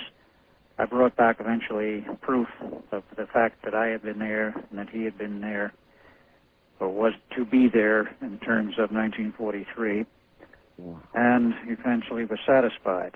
And he then went on to other projects. In October of 43, he became involved with the Los Alamos bomb project. And in the summer of 44, in July of 44, at his request and the Navy's very happy agreement, I was shipped with family, because by that time I was married and had a baby son. I was up to Los Alamos and helped work on the project along with Von Neumann, who was actually not resident there, but a consultant and a visitor. Remained at Los Alamos until July 4th, 1947, at which time I was arrested, charged with espionage, which was absolutely ridiculous, but nonetheless I was arrested. You were charged with espionage? Yes. I was removed from the family, whom I never saw again, either the baby son or my wife. And this was as Ed Cameron, understand, not as Al Bielek. And I was taken by train to Washington, D.C., expected a full court-martial. There was none. Charges were canceled. They said, we have a new assignment for you. We're sending you out to Fort Hero, Long Island. There is a Navy base out there. And I said, okay. I did not know at that point that Fort Hero, an Army base containing also a Navy base, was the exact location of the Montauk project, the Phoenix project as we called it, where in later years it became the main project, which in 1983 pulled us from the Eldridge.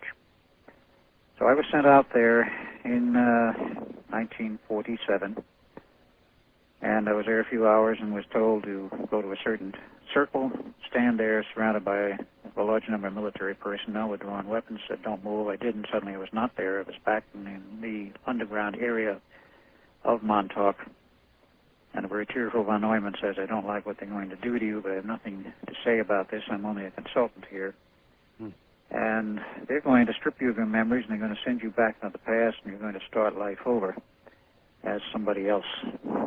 So they did, to make a long story short, strip me of all my memories, and by means of age regression techniques, which the government has, they can physically regress the age of a person, anyone they so choose, to make them a much older person, much younger, like a 65-year-old person to be made equivalent to 25 physically without losing any of their memory or capabilities.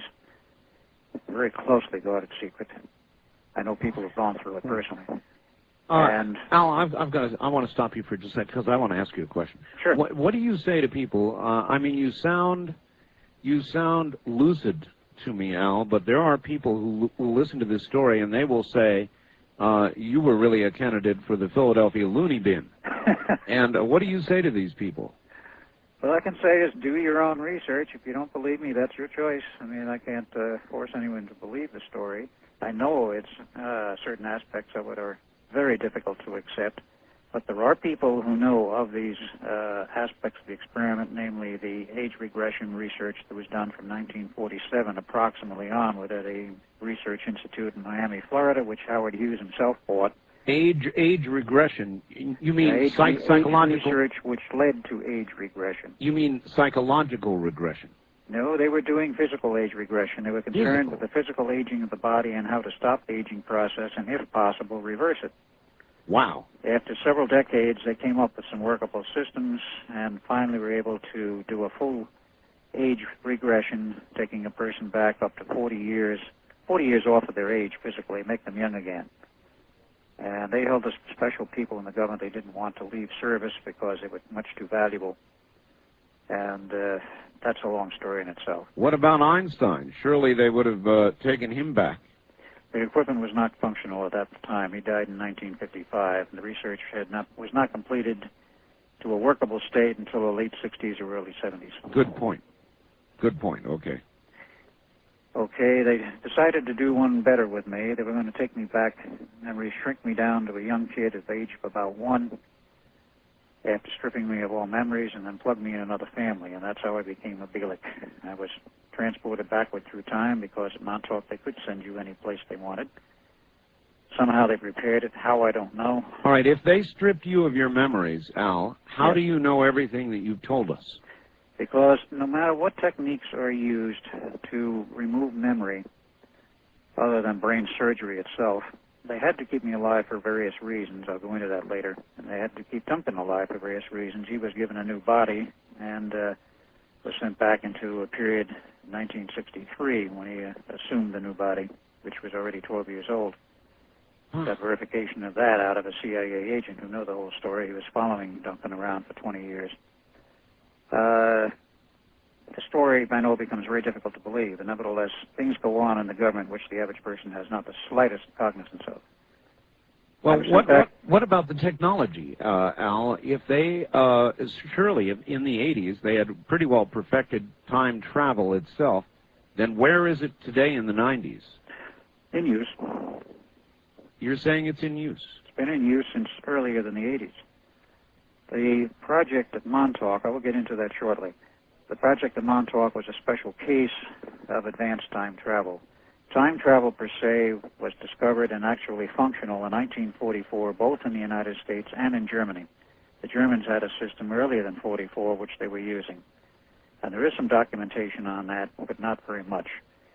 But they were working on it also, and I might also add they were working on their own project Invisibility involving submarines, and they had one disaster after another, and they abandoned it also. And that essentially was the story of Project Invisibility at that time. Well, you have then quite an extensive knowledge about some aspects of time travel, and I want to ask you about one of them. Okay. You know, the old business about if you go back and disturb something, or if you go back and, for example, kill somebody who would later have born you, you could literally extinguish yourself. That test was attempted by, I understand, the Navy itself in 1973. And they had the same idea, go back, kill the father of a person they wanted to eliminate before he married, and the son was born by his wife. Yes. And they did, I understand, go back and extinguish the life of that gentleman before he married. But nothing happened to the son in the present era. It's present era speaking of the 70s. Huh. And they went back to the physicists. Okay, what's wrong? And what they came up with is a fairly good explanation, I believe. Namely, with quantum physics, you have to look at time also as being quantized. They said all you did was disturb the time quanta in the area you visited. You didn't disturb the time quanta in the period following. Therefore, you didn't change anything except in the area where you visited. And that is essentially true, so far as I understand it. But Montauk was a special case, and there is a special case involved here in this. I'll have to go into that in a little bit, wherein if you disturb not one reality, but you make changes in all 7 realities that we know exist, right, then you have a different story and a different case. Montauk was capable of doing this. Well, I was sent back to 1927. My first memory, quite aside from the birth certificate, and how they arranged this, I don't know. But my first memory was in Christmas of 1927, sitting on Mother's grand piano, a little tyke, next to the Christmas tree, sitting on that piano, and the family and friends were around exchanging Christmas presents. Mm-hmm. One of the strange things about it was, at an age of essentially 1, I understood virtually all the conversation that was ongoing there around that piano with the various people. There were blankouts in certain areas. I understood the language long before I was willing to talk. And as I grew up, I knew nothing of my past. I had fleeting memories during my teen years of other things, and I had no idea what they were, and they would blank out. When I went in the Navy a second time as Al Bielek in 1945 during the World War II, and came out in 46, I was again in electronics, but only as a seaman, petty officer, rank, not an officer. I knew when I came back to late 46 into 47 that I didn't belong in that family, but that was just a gut feeling. I had no other reason to believe that. I went up through the years, went to school, became an engineer, consulting engineer, from 1958 to 1988, and retired in 1988. During that period, I met a lot of people. I had an extremely strong interest in the whole Philadelphia experiment, philosophy, ideas, the stories that were written and told about. I didn't know why I was so fascinated by it until I saw that movie in 1988, January. So it was kind of on the edge of reality for you at that point. That is a good way to put it. Now, one other thing happened, of course, during that period of time. I met Ivan Sanderson. He had a great interest in the subject. He tried to get information out of the Navy, in spite of the fact that he had been a former intelligence officer in the British intelligence service and had good connections with the Navy. They wouldn't tell him anything either. He died in 1973. And during this period, I became involved with a group called the United States Psychotronics Association. And in 1983, at one of their meetings in Portland, Oregon, I met Preston Nichols. In 1985, at the meeting at Dayton, Ohio, he brought with him his new lab assistant, because he not only worked full-time, he had his own private lab, Duncan Cameron. And I didn't know him from Adam at that point. But in the course of that meeting, in the 4 days we were there, I talked with him at great length in the cafeteria, and after about an hour of this discussion back and forth, I finally got this funny gut feeling I knew him from somewhere. And I finally asked him, I says, hey, do you have a feeling you know me from somewhere? He says, yeah. Do you have any idea where from? He says, I don't have the slightest idea, but I know you from somewhere. And I had the same feeling. Well, before the convention broke up, Preston had invited me to visit him at his lab in Long Island at some time in the future, and I did a month later in August when my job as a consultant ended that I was on. And he took us out to Montauk after I was there, expecting to be a weekend. It was 2 weeks. Montauk, Long Island, to see this derelict base where we walked on, saw all this old electronic equipment lying around in the buildings in various places, and an abandoned base. Fences were down, with obviously a military installation. Right. We did not know, including Preston, that we had all been involved previously in this project, which crashed on the night of 12 August 1983. Remember this date, 12 August.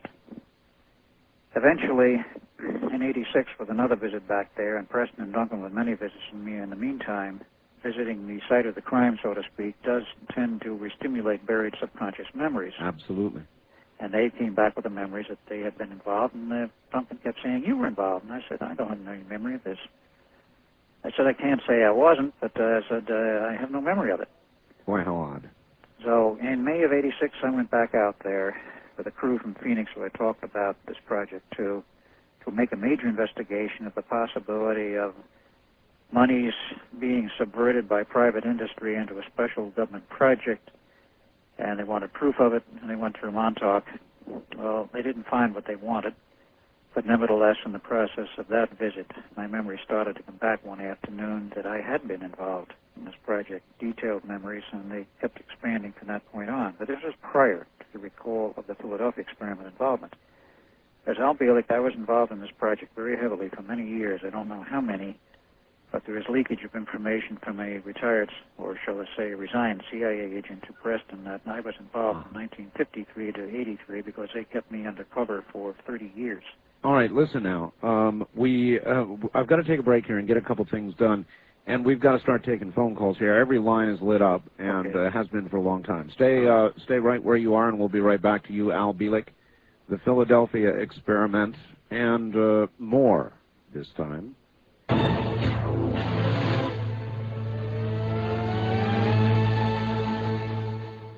We'll be back with Al Bielek and your telephone calls about the Philadelphia experiment.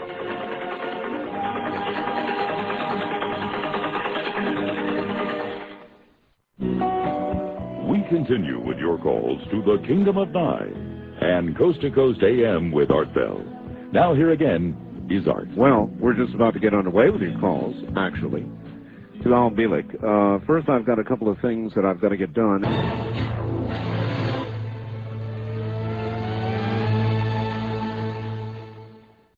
We've got a whole bunch of questions for Al Bielek, many of them faxed in, and I'll try to fit in some of these questions as we go along. Back now to Atlanta, Georgia, and to Al Bielek. Al, are you there? Yes, I am. All right, here's one quick one for you, Al. It is my understanding, from reading both books on the Montauk Project, that in order to get to a certain place in time, it took a psychic sitting in the Montauk chair, concentrating on the desired place in time. How did Dr. von Neumann target the Montauk Project and send you there with the early 40s technology, assuming that he wasn't already using the technology described in the Montauk books? Thanks. That's Michael in Seattle. That's a very good question. I can't answer that fully because I certainly was not a von Neumann myself, but he developed the time machine that was used, and whatever the means was, he did get me reconnected with Montauk. Could be there was an automatic attraction. I can only assume that. I don't know the exact mechanics, but I did go back to Montauk more than once, and he was satisfied, and that project was discontinued, and he went on, of course, with the Los Alamos project, as well as other projects he was working on during the war years. Mm-hmm. I do not know exactly why I wound up back there, but I did. All right. What I want to do now, Al, is open up the telephone lines and begin to actually let you talk to some of the people out there. Are you up for it? Sure. All right, then. Here are the phone numbers very quickly, everybody. If you're a first-time caller to the program or east of the Rockies, it is area code 702-727-1222. Let me repeat that. Area code 702-727-1222. The wildcard lines are area code 702-727-1295, 1295. And the toll-free line is 1-800-618-8255, 1-800-618-8255. And now, Al, if you're ready, let's try a few calls. Okay. All right. On the wildcard line, you're on the air with Al Bielek. Good morning. Where are you calling from, please? This is Charlie, liberal in California. All right. Let me just say that you've had some very extreme guests. The guy who thought there were pyramids on Mars, and the guy who wanted to build an island and name it after his own, make his own country up. But this guy really takes the cake. First of all, isn't it a fact that the reason that you've made up all these outlandish stories about people being brought back in age to age 12 and time travel, isn't it a fact that you've made up these stories simply to make fast money for yourself? All right, that's a good question. Thank you. That's it. What about the profit? Not. I can say this much, that there is no money really to be made in going on the air and doing these things or going around on public lectures. I'm living on retirement, and not from the Navy, it's from Social Security. And the amount of additional monies I get is a pittance by comparison. I'm not living high on the hog. I'm living very low on the hog, if you will. I'm making up the stories. It's your opinion. If you wish, that's your opinion. But there are plenty of people around that know these facts, including technical people, people still working in certain laboratories. I've talked with personally and verified many details of these facts of the Philadelphia experiment and equipments that were built and what happened. There are other people that are still working in the government, whom I know, I cannot name names, have verified all of these things, and there is no question whatever in the mind of those who have done enough research that this actually happened, both projects. In fact, so far as Montauk Project is concerned, all they have to do is go out to the Montauk Long Island Point, and you can see the abandoned base for yourself. All right, here's a question from Las Vegas by fax, Al. Please ask Al Bielek about the nuclear bomb which was sent into the future and detonated. Does Al know what time frame it ended up in? that is a new one on me. Nuclear bombs sent into the future. Of course, we had nuclear weapons in that time period of the 40s onward, 45 onward, and it could have been one sent through the Montauk Project. I do not know if one ever was. I have no knowledge of this, so I can't really answer the question. All right, fair enough. On our toll-free line, top of the morning, you're on the air with Al Bielek. Hello there. Hi, should I turn down my radio? Yes, turn it off. Okay, Don't just turn it down. Turn it all the way off, please. We're talking with Al Bielek, who was in the Philadelphia experiment. Caller, where are you calling from, please? I'm calling from Eugene, Oregon. All right, KPNW. Go ahead. I'm curious, what's the difference between invisibility and time travel? All right, that actually is a pretty good question. Al, what do you have to say? Okay, invisibility in terms of techniques that are used now, because I did not mention the fact that in 1947 that project was resurrected at the request of the Navy, and John von Neumann eventually did solve the problems in 1953. I was not around for it, and I don't know what techniques he used.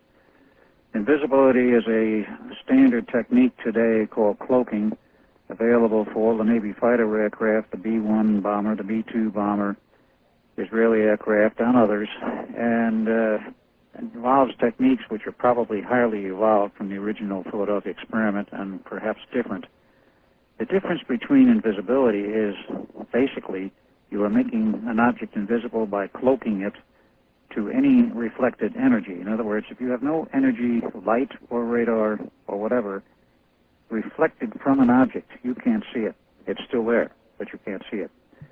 Time travel, the object moves out of your time frame. It's physically gone from where you are. That is the basic difference. All right, I've got a big question myself for you, Al. Okay. Time travel has always fascinated me, probably more than any other subject, and here's the question. If I were to come to you, Al, and I were to say, look, I have nearly unlimited resources, certainly enough to be able to try and duplicate the project you've talked about. I want to experiment with time travel. Do you have enough technical knowledge to assist in building the equipment that it would take to do it again? I would not be able to do that fully at this time, no, because much of that technical expertise that I knew well in the 40s as Ed Cameron has not all come back. The basic theory I understand. The more precise mathematics, the more fine details, the finesse, if you will, of how to build that equipment is largely lost. All right, and this is speculative then, Al. If we had somebody who could put together the technical aspect of it, and there was enough money to do it, and you had an opportunity to be part of it, would you run away from it or run to it? In other words, would you become involved again or not? It's a good question. As far as time travel is concerned, I would probably become involved again. I would be very much interested in it. Some people never learn, do they? All right, let's take some more calls. On the first-time caller line, you're on the air with Al Bielek. Yes, KFB in Spokane. Spokane, Washington. All right, you're going to have to speak up nice and loud. You're hard to hear. Okay. Go ahead. Yes, as he traveled through time and he had connections with certain government officials, can he verify the Roswell, New Mexico incident and were there alien beings? All right, thank you. Do you know anything about other things like Roswell, Al? Yes, I was not part of that directly, but I have read a considerable amount of material. There's ongoing research today, and I know from reading some of the English source material that the people involved, other than the director appointed by the President Truman at that time, who was Vannevar Bush, his chief scientific advisor included people like Dr. John von Neumann and a number of other people from Harvard and elsewhere who were a scientific team to evaluate what was there and what had come down. It's quite well documented now, even though the government still wants to deny it. They cannot anymore completely because a lot of evidence has turned up. A lot of people who were directly involved at that time are now speaking out in the last 5 years. Okay. Well, here's another question for you. This one from Tri-Cities, Washington. Did Al go back to the Phoenix Project in 1983 after reliving the preceding years, and if not, why? If so, what did he find himself? question mark. That's from, let me see, Sean in Tri-Cities, Washington. Okay. I became part of the Phoenix Project Montauk, if you want to call it that, sometime in the 60s or the 70s, because it was part of an ongoing project which started in 1947 under the umbrella entitled Project Phoenix. I became involved sometime in that period of the 60s and 70s and directly in the Montauk operation about 1975, so far as I can now estimate. And I was there as Al Bielek and was used as an engineer because I have been an electronic engineer for many years, but even though retired. My expertise was apparently used in some phases there, particularly power supply design. Other people I know were involved, but that's not the question was asked. Now, I went there in 1983 and the last day with Duncan as Edward Cameron and Duncan Cameron because of the Eldridge incident. Mm-hmm. And at the time of the last 3 days of the project before it crashed in August 12th, 83, I, as Al Bielek, was removed from the project and told to go take a hike. In other words, take a vacation. Yes. They did not want me there when I arrived as Ed Cameron. Now, the project crashed that night. That's a long story in itself. It's covered in the Montauk Project book by Preston Nichols. The factors involved in that are very involved, but the project was basically sabotaged and crashed. I was no longer attached to it. I am no longer attached to it. Mm-hmm. The project has been revived since. In fact, as we have found out in recent months, it never really died. They just left it dead on the surface and let it appear to be dead while they spent 4 years rebuilding and redesigning the project underground and added 2 more levels to the underground. There were 6 levels originally. There are now 8 levels underground at Montauk Point, and it extends, the bottom 2 levels extend for miles. So they did resurrect the project and went back online in 1987 for apparently new usages and purposes. We don't yet know the whole story. And the power output was up and fantastically from the levels which they were using in the 80s. What do you think they're presently utilizing time travel for, Al? Presently, time travel has been used for looking into the future to see, in terms of politics, what's going to happen, in terms of economics, what may happen, but more specifically in terms of earth changes, which everyone who's looked at has been predicting, and I don't mean psychics, but even geologists are looking at it and realizing we're due for some very nasty earth changes. They're all looking into the future to see what is going to happen and what does happen. Yeah, I'm still trying to figure out what's going to happen with Whitewater. All right, let's go back to phones quickly. On the wild card line, you're on the air with Al Bielek. Hello. Hello, I think I've got it figured out, Art. We're going to send Charlie back into time to the Eldridge, hopefully enmeshed into Blockhead. Boy, I'll tell you, there's an idea. Welcome to the program. Where are you calling from? This is Mike in Renton, Washington, KVI country. Good, Mike. Do you have a question? Yes, sir, I do. Mr. Bailey. Yes. I heard you before on, when you were here in Seattle, I guess, on Journeys with Brenda Roberts. Yes.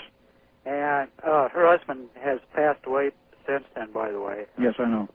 And anyway, I wanted to ask you, I heard Preston also, and as I remember the story, it seemed like, I think I heard this from Preston now, that there was some kind of machine or computer at Montauk that they tried to secure the power to, but apparently the computer or machine wouldn't allow that to be done. The whole system at Montauk on the last day there developed its own strange capability. When they knew things were going awry, when this monstrosity that looked like a Sasquatch was tramping around the grounds in the last hours, picking up people and throwing them against concrete walls and trying to break into the radar tower itself, they knew they had to shut the whole system down. First they went for the power switches. They were frozen like on the Eldridge.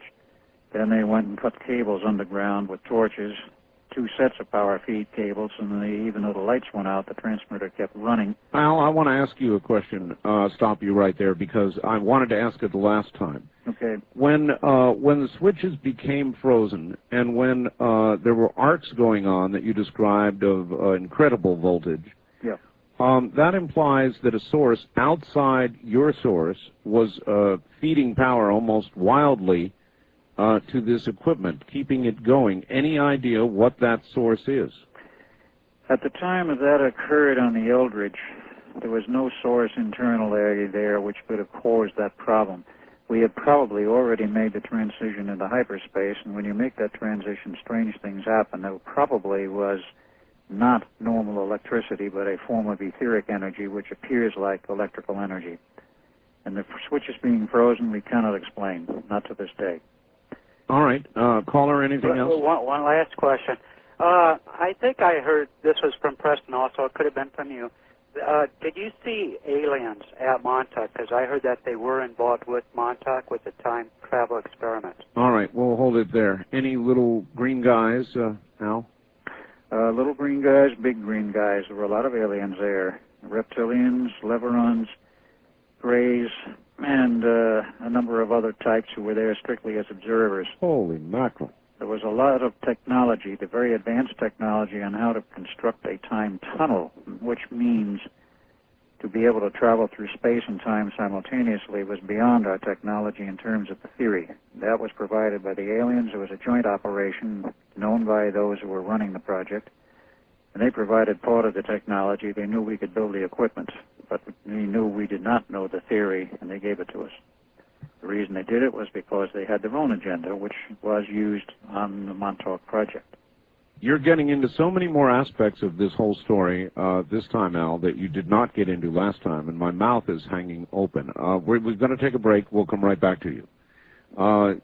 This is Al Bielek. It is the Philadelphia Story Plus.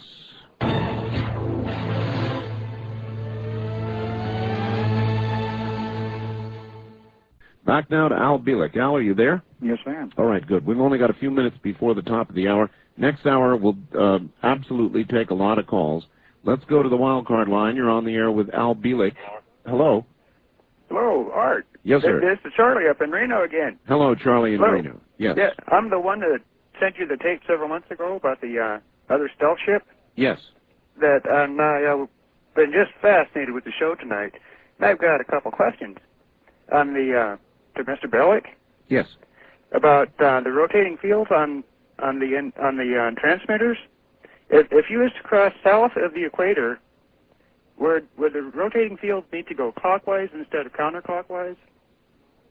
I know it sounds a little stupid, but no, it doesn't. It does not sound stupid. It does not sound stupid.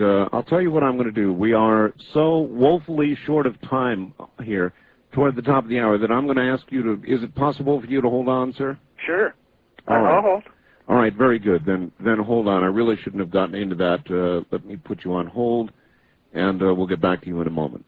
Only time to tell you, if you want a copy of this program, and it's been going on now for 3 hours with Al Bielek, here's how to get it. Are you ready? Do you have a pencil? Because I want to get this number out because I'm going to be driven nuts if I don't. To order copies of this tape 24 hours a day, you can call area code 503-664-7966. Let me repeat that. Area code 503-664-7966. It's good 24 hours a day, and we'll be back with Al Bielek and more of the Philadelphia experiment in just a moment. First-time callers dial 702-727-1222. 702-727-1222. This is Coast to Coast AM on the CBC Radio Network. And I'm Art Bell. Good morning, everybody. My guest is Al Bielek, and we'll be back to him in just a moment. A couple of items. Boy, I'll tell you, the faxes are just pouring in. The questions, we'll never get to all of them, but we'll try and get to as many as we can this hour. Everybody wants to know, including the people over at Safety First who are going to order one, how to order a tape of this program. The number to call again is area code, and you can call it now, 24 hours a day, and order a tape.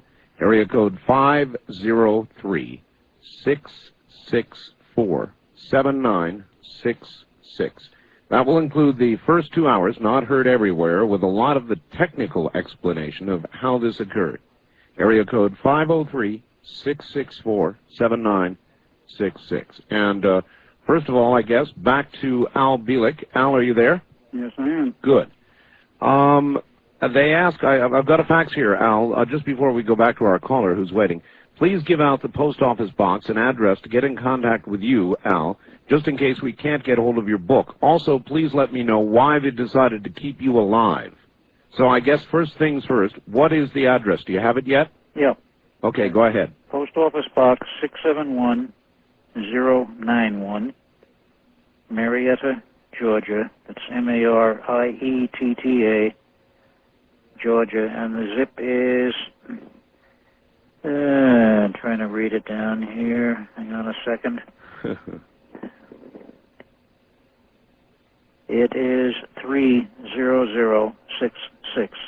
30066. Correct. And it's Al Bielek, B as in Bob, I-E-L-E-K. Okay, very good. Back now to the caller who has been waiting, hopefully. Are you there, sir? Yes, I am. All right, good. Now, Al's right here. Go ahead and redo your question. Okay, yes, Al. Yeah. Good morning. Good morning. I was wondering, when you were talking earlier about the fields on the antenna, Yes. were rotating counterclockwise. Yes. I was wondering, if you was to take the ship and go south of the equator, would the fields have to rotate clockwise in order to achieve the same effect? All right. Basically, that is probably true because you have a different field effect in the southern hemisphere in terms of magnetic fields. I don't know if you're familiar with the block wall phenomena. The magnetic fields of the Earth, like in a bar magnet, do not run straight from North Pole to South Pole. There's an intermediary point where they do a transposition number, and the North Pole field is not the same as the South Pole field. They are independent, but it's a very long, difficult explanation, and the theory on this can be proven. There have been books published on it. This is not what they teach in the textbooks. All right, and now, why did they leave you alive, Al? Okay, they had to leave me alive, as well as Duncan. They had to resurrect him, so to speak, for a simple reason. We had gone through the entire time loop, and one of the gentlemen who worked on this project, Dr. Norman Levinson, who has 4 or 5 books out in mathematics. He was a professor of math at MIT, died in '76, if I remember correctly.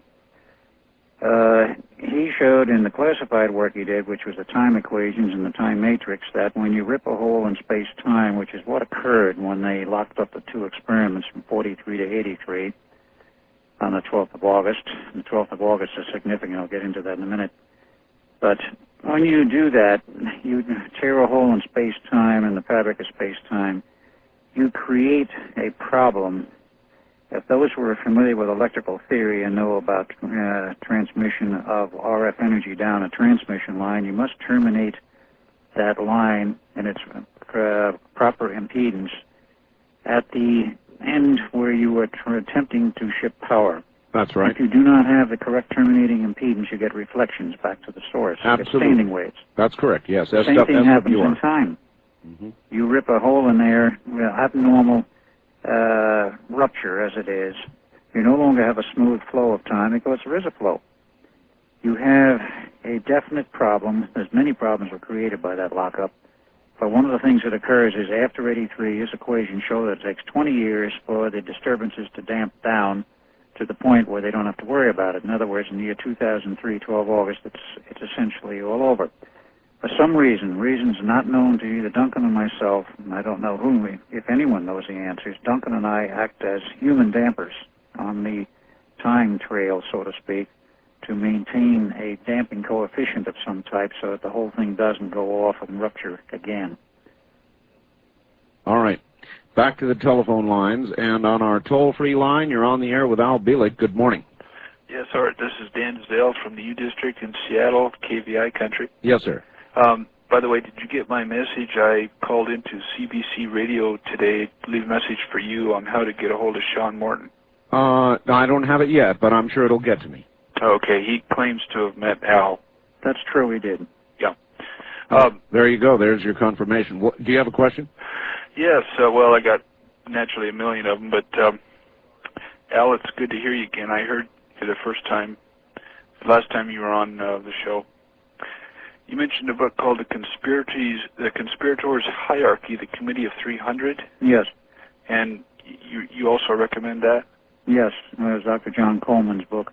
It's in the third edition now. I don't know if it's released yet, but he's expanded it by about 100 pages. It still sells for the same price at $20. But if you want a very thorough and concise rundown of the conspiracy worldwide for a one world government, a very repressive one world government, and who's involved and how long this has been going on, he has more source information than anyone I've ever seen. There are others who have talked about this and published on it, but I think he has more information in one book than anything I have ever seen anywhere. I do recommend the book. Also, I was wondering what your views are on the works of Michael Lindemann and also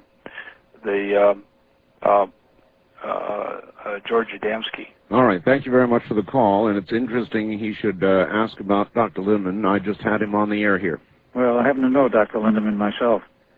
He's from Santa Barbara. Yes. He's been doing a lot of very good work and expose of the conspiracy. He's sort of a latecomer to it, but nevertheless, when I say latecomer, the last 5 years, he has done a great deal of homework, and he has had some excellent material released on this, and he's very heavily into it. Well, I had him on a program called Area 2000 now, and I'm going to have him on again shortly, so on a program called Dreamland. So yeah. He's a fascinating guy. Right. So what was the other part of that question about Dr. Adamski? Yes. He has long left the mortal coil, as they say. I met him personally many years ago in 1954 when I was first in California, and he was a mysterious person. He made many claims, including having been on flying saucers, flying saucer craft, and speaking with Venusians and all this sort of thing. I don't know how much credence to give to some of his claims, but he wrote a series of books, and he did have what appeared to be a considerable amount of knowledge of what was going on. He was one of the mysterious people from the past that I can't give a really concise answer on, other than to say he was at a stand on the foothills of Mount Palomar for many, many years and had a lot of audience and a lot of interest. And I guess that's about the most I can say about him. All right. That's sufficient. Back to the telephone lines. On the first-time caller line, you're on the air with Al Bielek. Good morning. Good morning. Where are you calling from, sir? Sioux Falls, South Dakota. All right. Go ahead. Yeah, this is Ron from Sioux Falls, South Dakota. And I was just wondering, have you ever spoken at any science fiction conventions, and if so, when? I'm sorry, have I ever spoken at what convention? At any science fiction convention. Not science fiction conventions, no. I've been at many UFO conventions, preparedness expos, UFO Expo West, Whole Life Expo, and a number of conventions across the country, including 2 in Canada. How's that, caller? Okay, I think that would fascinate some of the people in the science fiction genre, to kind of open them up and make them think a little bit more than some of the stuff that's available to us today. All right. Well, good point, I suppose. And I'll bet you'll be asked one of these days, Al. Could be. I know some of what I talked about probably is wilder than some of the science fiction you've talked about, and there are other people have talked about, or I have read. There's absolutely no question about it. It's really wild. Wild Card Line, you're on the air with Al Bielek. Good morning. Where are you calling from, please? Seattle, Washington. Seattle. All right. Go ahead. Yes. Al, when you were put through age regression to the age of 1, yes. How old were you as the adult Edward Cameron, and 30. What year was that?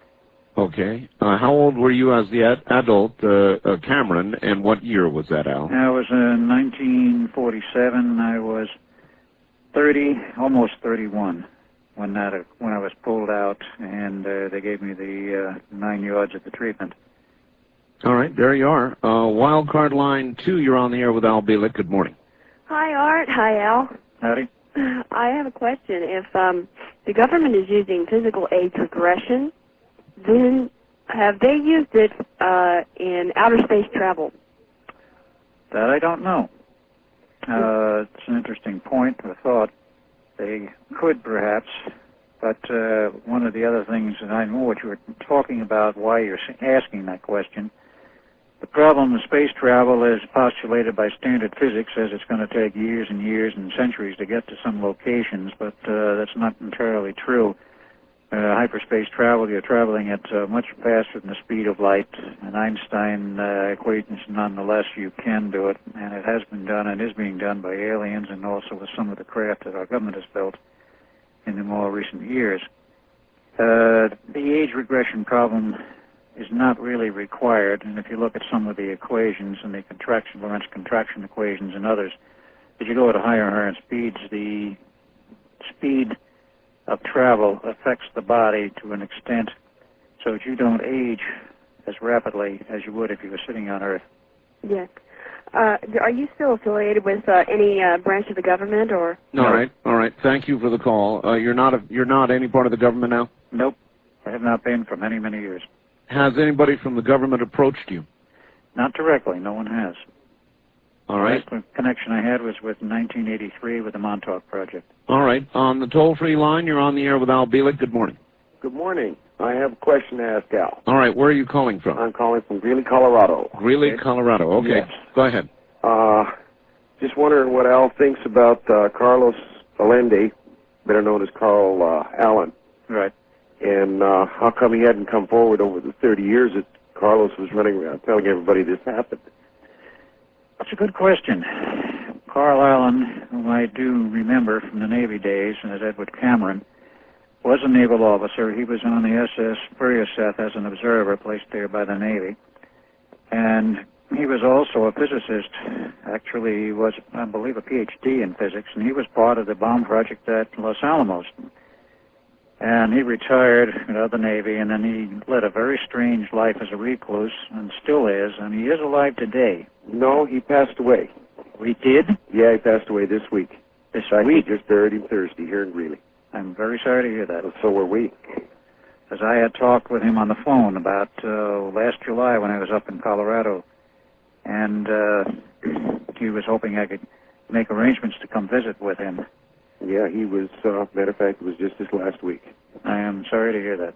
Well, that makes all of us then. Thank you very much, caller. Okay. So the number of people, Al, who can tell this story are dwindling. Dwindling rapidly. Well, then I'm very honored that you've told it to us. On the first-time caller line, you're on the air with Al Bielek. Good morning. Good morning. Where are you calling from? Spokane, Washington. Okay, KSBN. Mr. Bielek. Yes. My question for you is simply this. In 1947, you were age-regressed to the age of 1 and sent to 1916 to live your life over again as Al Bielek. I was sent to 1927. Oh, 1927. Excuse me. Well, my question was, in the 40s, when you were in the Navy, as Al Bielek, wasn't Ed Cameron at the same time involved in the Philadelphia experiment? That's quite true. How can the same person exist as two people at the same time? Because I was separated in space as well as in the time period. I actually did live parallel for 20 years, from 1927 to 47. One is Ed Cameron and the other is Al Bielek, and I'm sure there was somebody in the government who made sure that the two didn't cross. As Al Bielek, knew nothing about Edward Cameron until 1988. And even though I was in the Navy during the same period, part of the same period, as Al Bielek, only 45 and 46, I was in electronics, I knew nothing of the other project that was ongoing until the late 43. So the answer is there was some consecutive time trotting around on Earth, caller. That's right, 20 years of it. And that would not cause no ripples in time as you've explained it? It would not cause any ripples if you did not meet. And being as I was not, would not have, I had met, would not be Al Bielek meeting Al Bielek, would be Al Bielek meeting Ed Cameron. I would question whether there would be a serious problem. Theory of time says you avoid assiduously meeting yourself in a time loop because it could cause great disturbances. All right, caller, we've got to hold it there. Thank you very much for the call. Al, hold on just a moment. We'll be right back to you. Al Bielek is my guest. Incredibly fascinating stuff.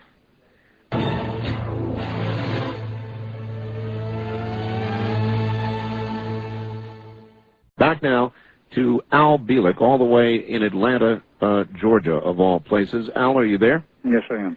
Good. Let's go back to the telephones and take questions as we can. On the wild card line, you're on the air with Al Bielek. Mr. Bell, yes. To get in.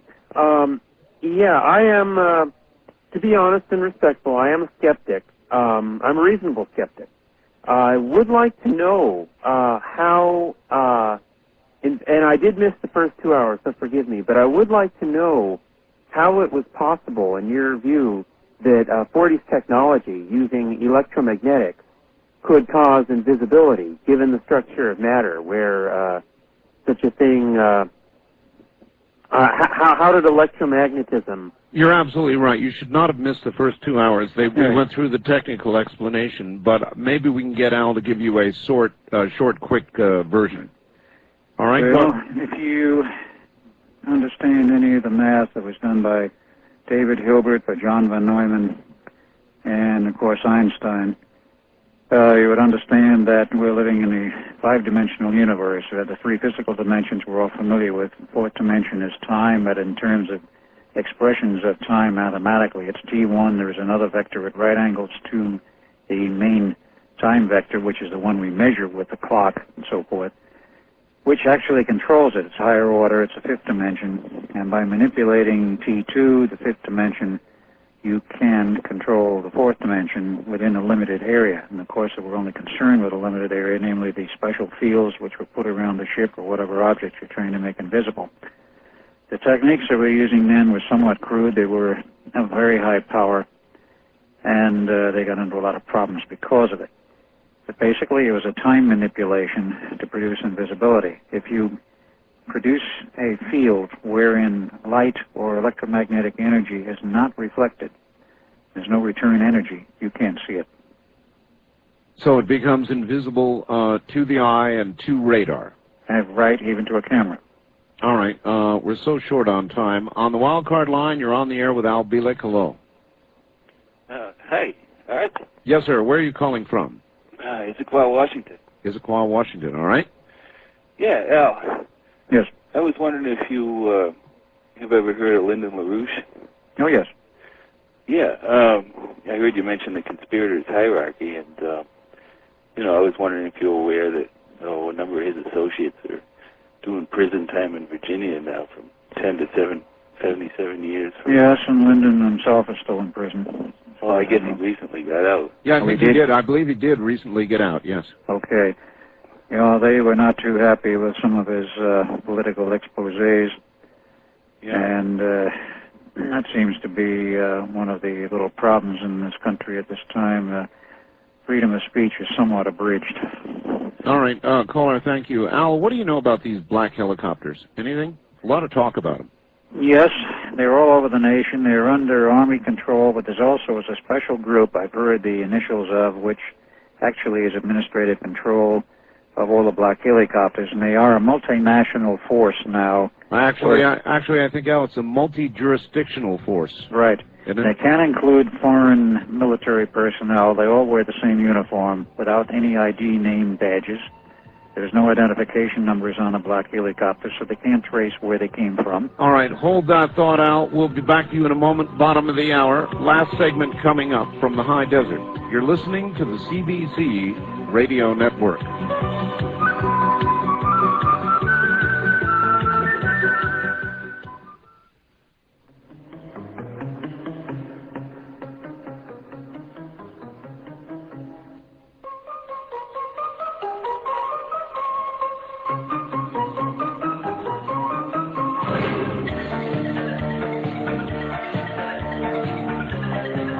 Call Art Bell.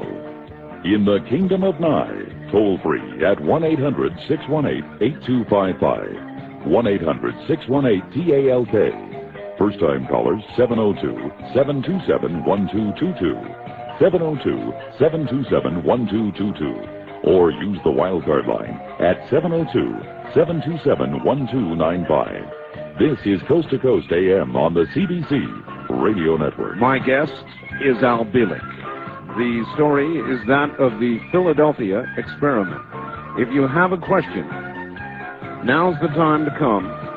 We never have enough time. That's certainly true this morning, but it has been a comprehensive look at the Philadelphia experiment and more. Back now to Al Bielek. Al, in Atlanta, Georgia, are you there? Yes. Good. All right. I want to just get right back to the phones, Al, and give them as much a chance as possible to ask you questions. Okay. On our toll-free line, you're on the air with Al Bielek. Hi, where are you calling from, please? Art, I'm calling from Hawaii. Hawaii. Where in Hawaii are you? I'm in Aiea. Okay, welcome to the program. Thank you. If I could, I'd like to take Mr. Bielek back to the roots of this technology and ask for a comment or an opinion about something that I have found out about Dr. Tesla, and a question for Art after that. All right. What about it? All right. From what I've been able to read about Dr. Nikolai, I believe, Tesla, he had the uncanny ability of being able to have such powers of visualization that he didn't need blueprints, he didn't need plans. He could visualize in his mind all the inventions, and there was quite a few in varied fields in his mind, and it worked perfectly. And he was able to, in his early days with his early inventions, and he scooped the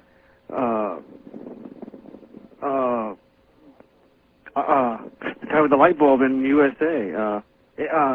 Edison. Yes. Yeah, in a lot of his inventions. And what I was wondering is, could you comment on your thoughts and feelings if he had remained alive to develop his theory instead of going to pulse, and would they have converged, or would they have been varied, and we would have had maybe not the tyranny of the government behind this, but maybe some light behind some alternate theories? Well, it's an interesting question. Tesla, of course, got into trouble around right after the turn of the century when he proposed free energy at that time for the people, for the masses, without the massive generating systems, and of course the whole power grid that developed well after that.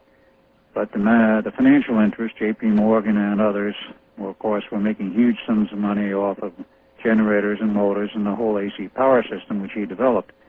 And they did not want to see a change like free power by putting an antenna in the air and another in the ground, as J.P. Morgan once stated, and you can't put a meter on it. That was the basis of the philosophy. We can't meter it. How are we going to charge them for it? So he became, over a period of time, deliberately thrust into the position of being a non-entity, the word almost in the dictionary, and the only credit they gave him was the invention of the Tesla coil. He did develop improved free energy. He did develop particle beam weapon systems, a death ray system in 3839. Allegedly, I've not been able to prove it, an anti-gravity system. Many advanced ideas. He was well known, better known in Europe than here, but the scientific fraternity knew him here very well. But he was a political non-entity, and it was an embarrassment, apparently, to certain other interests. He could have prevented the problems we have with air pollution today from the excessive use of fossil fuels, and he wanted to do that. He warned about it, but he was not allowed to do it. All right, very quickly, because we're almost out of time. Caller, did you have one other question? Well, I certainly do. I'm encouraged by having him speak well of Tesla, because he was a dynamo genius in his own right, and if he had lived, he could have taken it in numerous other directions. Many people believe that. All right, thank you very much for the call. That's Hawaii, and that certainly is true, had he lived. And on the second wild card line, you're on the air with Al Bielek. Good morning. Yeah, good morning, Art. Now, this is Gary in Yucca Valley, California. Yes, go ahead. Yeah, I sent you a fax a few minutes ago, so I'll just probably reread what I was going to send you. All right, what is it, Gary? Al, what I want to know is, if it's possible to physically age someone, mentally and physically, to age 29, and you say you still know people in the government that can do this or have knowledge of it, what I'm saying is put me in touch with them, because I'm paralyzed from the chest down, and I imagine I'd be well again. And so please, I'm not being sarcastic, sign me up. Get me in touch with somebody that can do that, because I'd sure in hell love to be 25 years old and able-bodied again. All right, Gary, thank you. And, yeah, Al, what about that? In other words, if that technology exists, is it still being used today? So far as I know, it probably is, but this is one of the highly restricted government technologies, which is only used for their own. They don't want it out to the general public. And that's really all I can say about it. It would be nice if it were available to more people, but if everybody availed themselves of it, nobody would ever die or age. Then we would have even worse problems than we have. Yeah, and so far you continue to age, so I can only presume if you had the ability to get in touch with anybody who could do it, you would have done it already. That's for damn sure. All right. On our wild card line, you're on the air with Al Bielek. Good morning. Yes, Art, I know you're trying to squeeze in as many calls as possible, and before you cut me off, could you please allow me to finish my question to Al Bielek? Well, yes, I'll try and let you finish. You should just get to it. Okay. I was in the middle of a question earlier, and you cut me off. I didn't get to finish asking the question. Well, all right, finish it, please, quickly. I asked real quick about how old he was when he was age regressed, and what I really wanted to find out was what was the apparent situation to the Bielek family when they just received a 1-year-old baby. Was it an apparent adoption to everyone? And how old are you now, Al, and how old would Edward be, and is he still alive? All right, does that conclude it? That's it. All right, thank you. Okay, so far as the Bielek family was concerned, I don't know fully just how it was handled, but I think it was a case of an adoption to place a son that was born to them, actually, and was alleged to have died. 4 months before my legal mother died in a nursing home, she came up very blankly one day, staring at me as, quote, "The baby's dead, isn't it?" unquote. Since I was the only child, this means there was a memory in my legal mother's mind of another child who had died, which says I was an adopted replacement, and then everybody concerned was brainwashed and forgetting about it, except before she died she started to remember. That is probably the way it was done, is all I can say on that. As Ed Cameron, I was 30, almost 31. I was born in 27 according to the birth certificate, which means I would be 67 at the end of this month. But had I lived as Ed Cameron on through in a linear fashion, today I would be, as Ed Cameron, I would be 77 going to 78. Mm-hmm. And the 2 lifetimes in series says I would be somewhere around 97 if you put them on end to end. However, that does not... As a matter of fact, how old are you? According to my birth certificate, I am 66, almost 67. Almost 67, okay. All right, Al, I would like you to hold tight just a moment while I take my last commercial break, and we'll be right back to you. Okay. Al Bielek, the Philadelphia Experiment.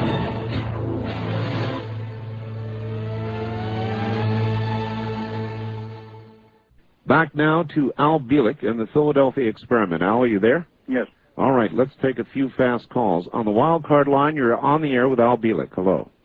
Hi, this is Ron from Bellevue, Washington. Yes, Ron. A question that concerns me about time travel, that is, as the Earth is going through space at basically hundreds of thousands of miles per hour, it's displacing its placement. How do you account for the displacement, not just the time, but the displacement? It does not have any effect in terms of time. The whole thing is interlocked. Sure, the Earth is traveling through space, and so is the solar system.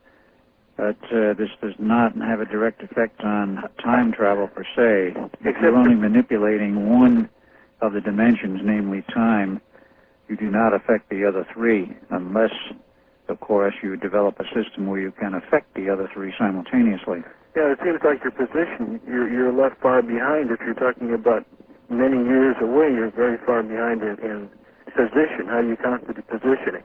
You're already moving with the Earth, and you don't cease to move with the Earth. To cease to move with the Earth and be left behind would imply a change in physical location, a movement physically as well as in time.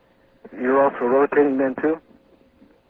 Pure time travel, you do not have any relative effect upon your position on the Earth. All right, caller, thank you very much, and have a good morning, and let me move on. Wild card line 1, you're on the air with Al Bielek. Good morning. Yes, Mr. Bielek, please correct me if I'm confusing you with someone else, but did I hear you speak several months back about concerning 2 Mars expeditions that you had something to do with? Yes, that's true, and that was in the Montauk Project. Okay, could you please speak a little to that?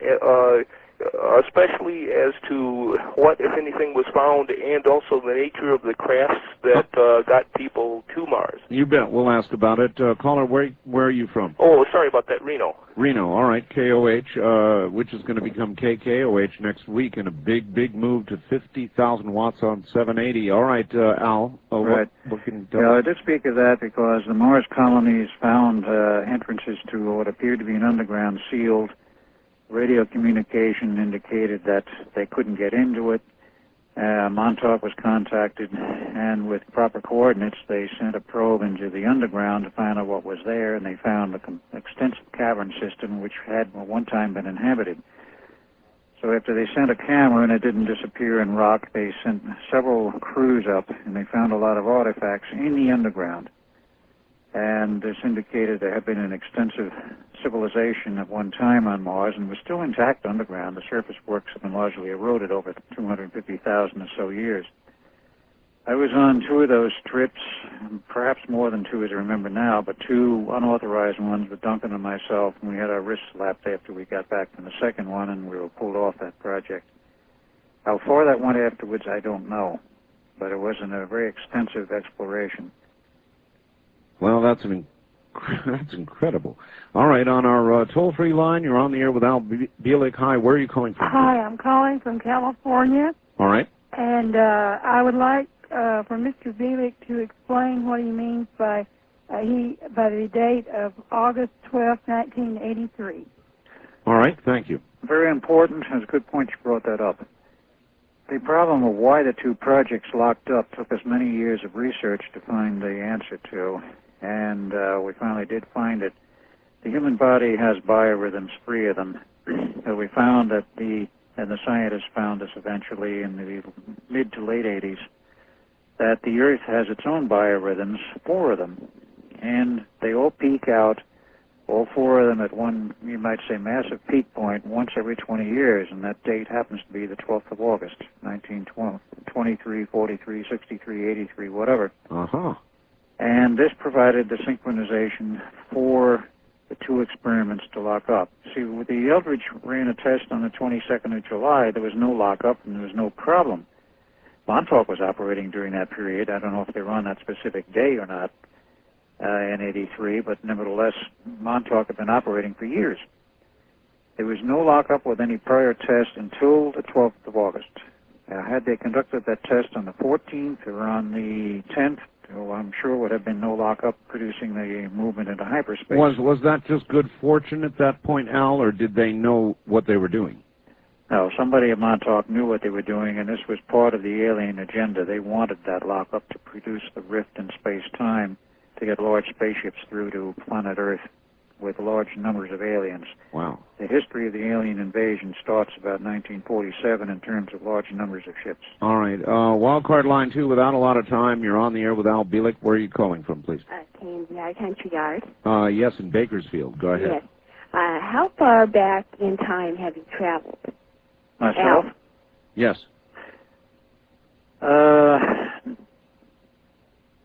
No further back than the 1927 thing is Al Bielek. What else may have been accomplished at Montauk, I still have not pulled all my memories on that, and there were many projects going on I had no connection with. But we do know from data at Montauk that they were capable of going at least 100,000 years into the past, and it is said by those who worked on the project a million years into the future. Perhaps they could go further, we don't know. They had a capability of going very far into the past or the future. I did not engage in any of those far-out trips, not to my knowledge. Had you ever altered the course of history? I'm sorry, what? All right, I got it. Thank you, ma'am. That's Bakersfield. Have you ever altered the course of history, was the question. Not to my knowledge. I cannot say with absolute certainty I have not had some effect on it, but Montauk has had an effect on the future history. The lockup of the 2 experiments has had an effect on future history. And the current use of Montauk was an attempt to change the future by stabilizing the Earth in its orbit. And it's another long story in itself. I'll bet it is. There are so many. On the toll-free line, you're on the air with Al Bielek. Hello. Yes, good morning. Good morning. Where are you, ma'am? Arizona. Arizona. Yes, it's a wonderful show.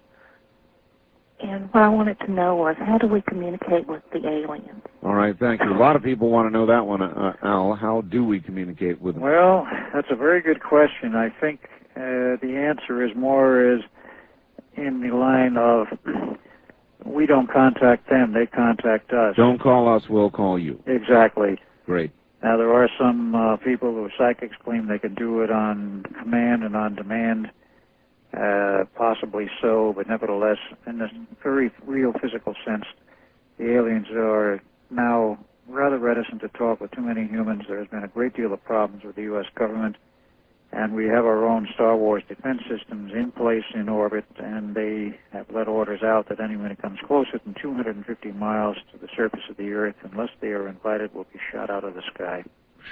First-time caller line, you're on the air with Al Bielek. Good morning. Good morning, Art. Where are you, sir? Calling from San Luis Obispo, California. All right, go ahead. Much earlier in the broadcast, Mr. Bielek commented on the psychotronics, and I was wondering if he could expand upon that a little bit. Basically, what is it, and what it entails, and what sort of things does the science of psychotronics study? All right, thank you. Psychotronics, what's it all about? Psychotronics is basically the study of the science of the interaction of mind with matter, more specifically electronic devices, and how they can interact with the mind using devices or devices interacting on the mind. And there is an organization, the United States Psychotronics Association, that has been in existence since 1975, specifically to study that aspect, and people who have worked in that field for years, men like T.G. Hieronymus, now deceased, were one of the heavy mainstays. And the work really goes back to an MD in San Francisco at the turn of the century who started out the whole business. But it's well developed in the civilian sector, but the government also has their own programs going, well covered and very well established and very advanced. All right, listen, Al, we're about out of time. You're a real piece of history, you are, and I would like to give everybody an opportunity to get your address, a place where they can contact you one more time. Okay, they can contact me at my post office box. That, again, is Post Office Box 671091, Marietta, Georgia, Marietta, Georgia, 30066. And please allow a couple of weeks for a reply. Well, I bet you spend a lot of time answering correspondence, don't you? I have spent a little time at it. And I would prefer, if you can, put in a phone number. You'll get a faster response that way. Very good. Al, again, it has been a pleasure interviewing you. It is an incredible story, and if we get a chance, we'll come back and do it again. Okay. You're going to get a lot of mail, Al. Okay, and if I can talk with you off the air, I would like to. All right, I'm putting you on hold. Stand by. That's Al Bielek. And I want to give out the number where you can get a copy of this tape. It's, I guess, the last thing I can do this morning that should help you out, because I know a lot of you did not hear all of it.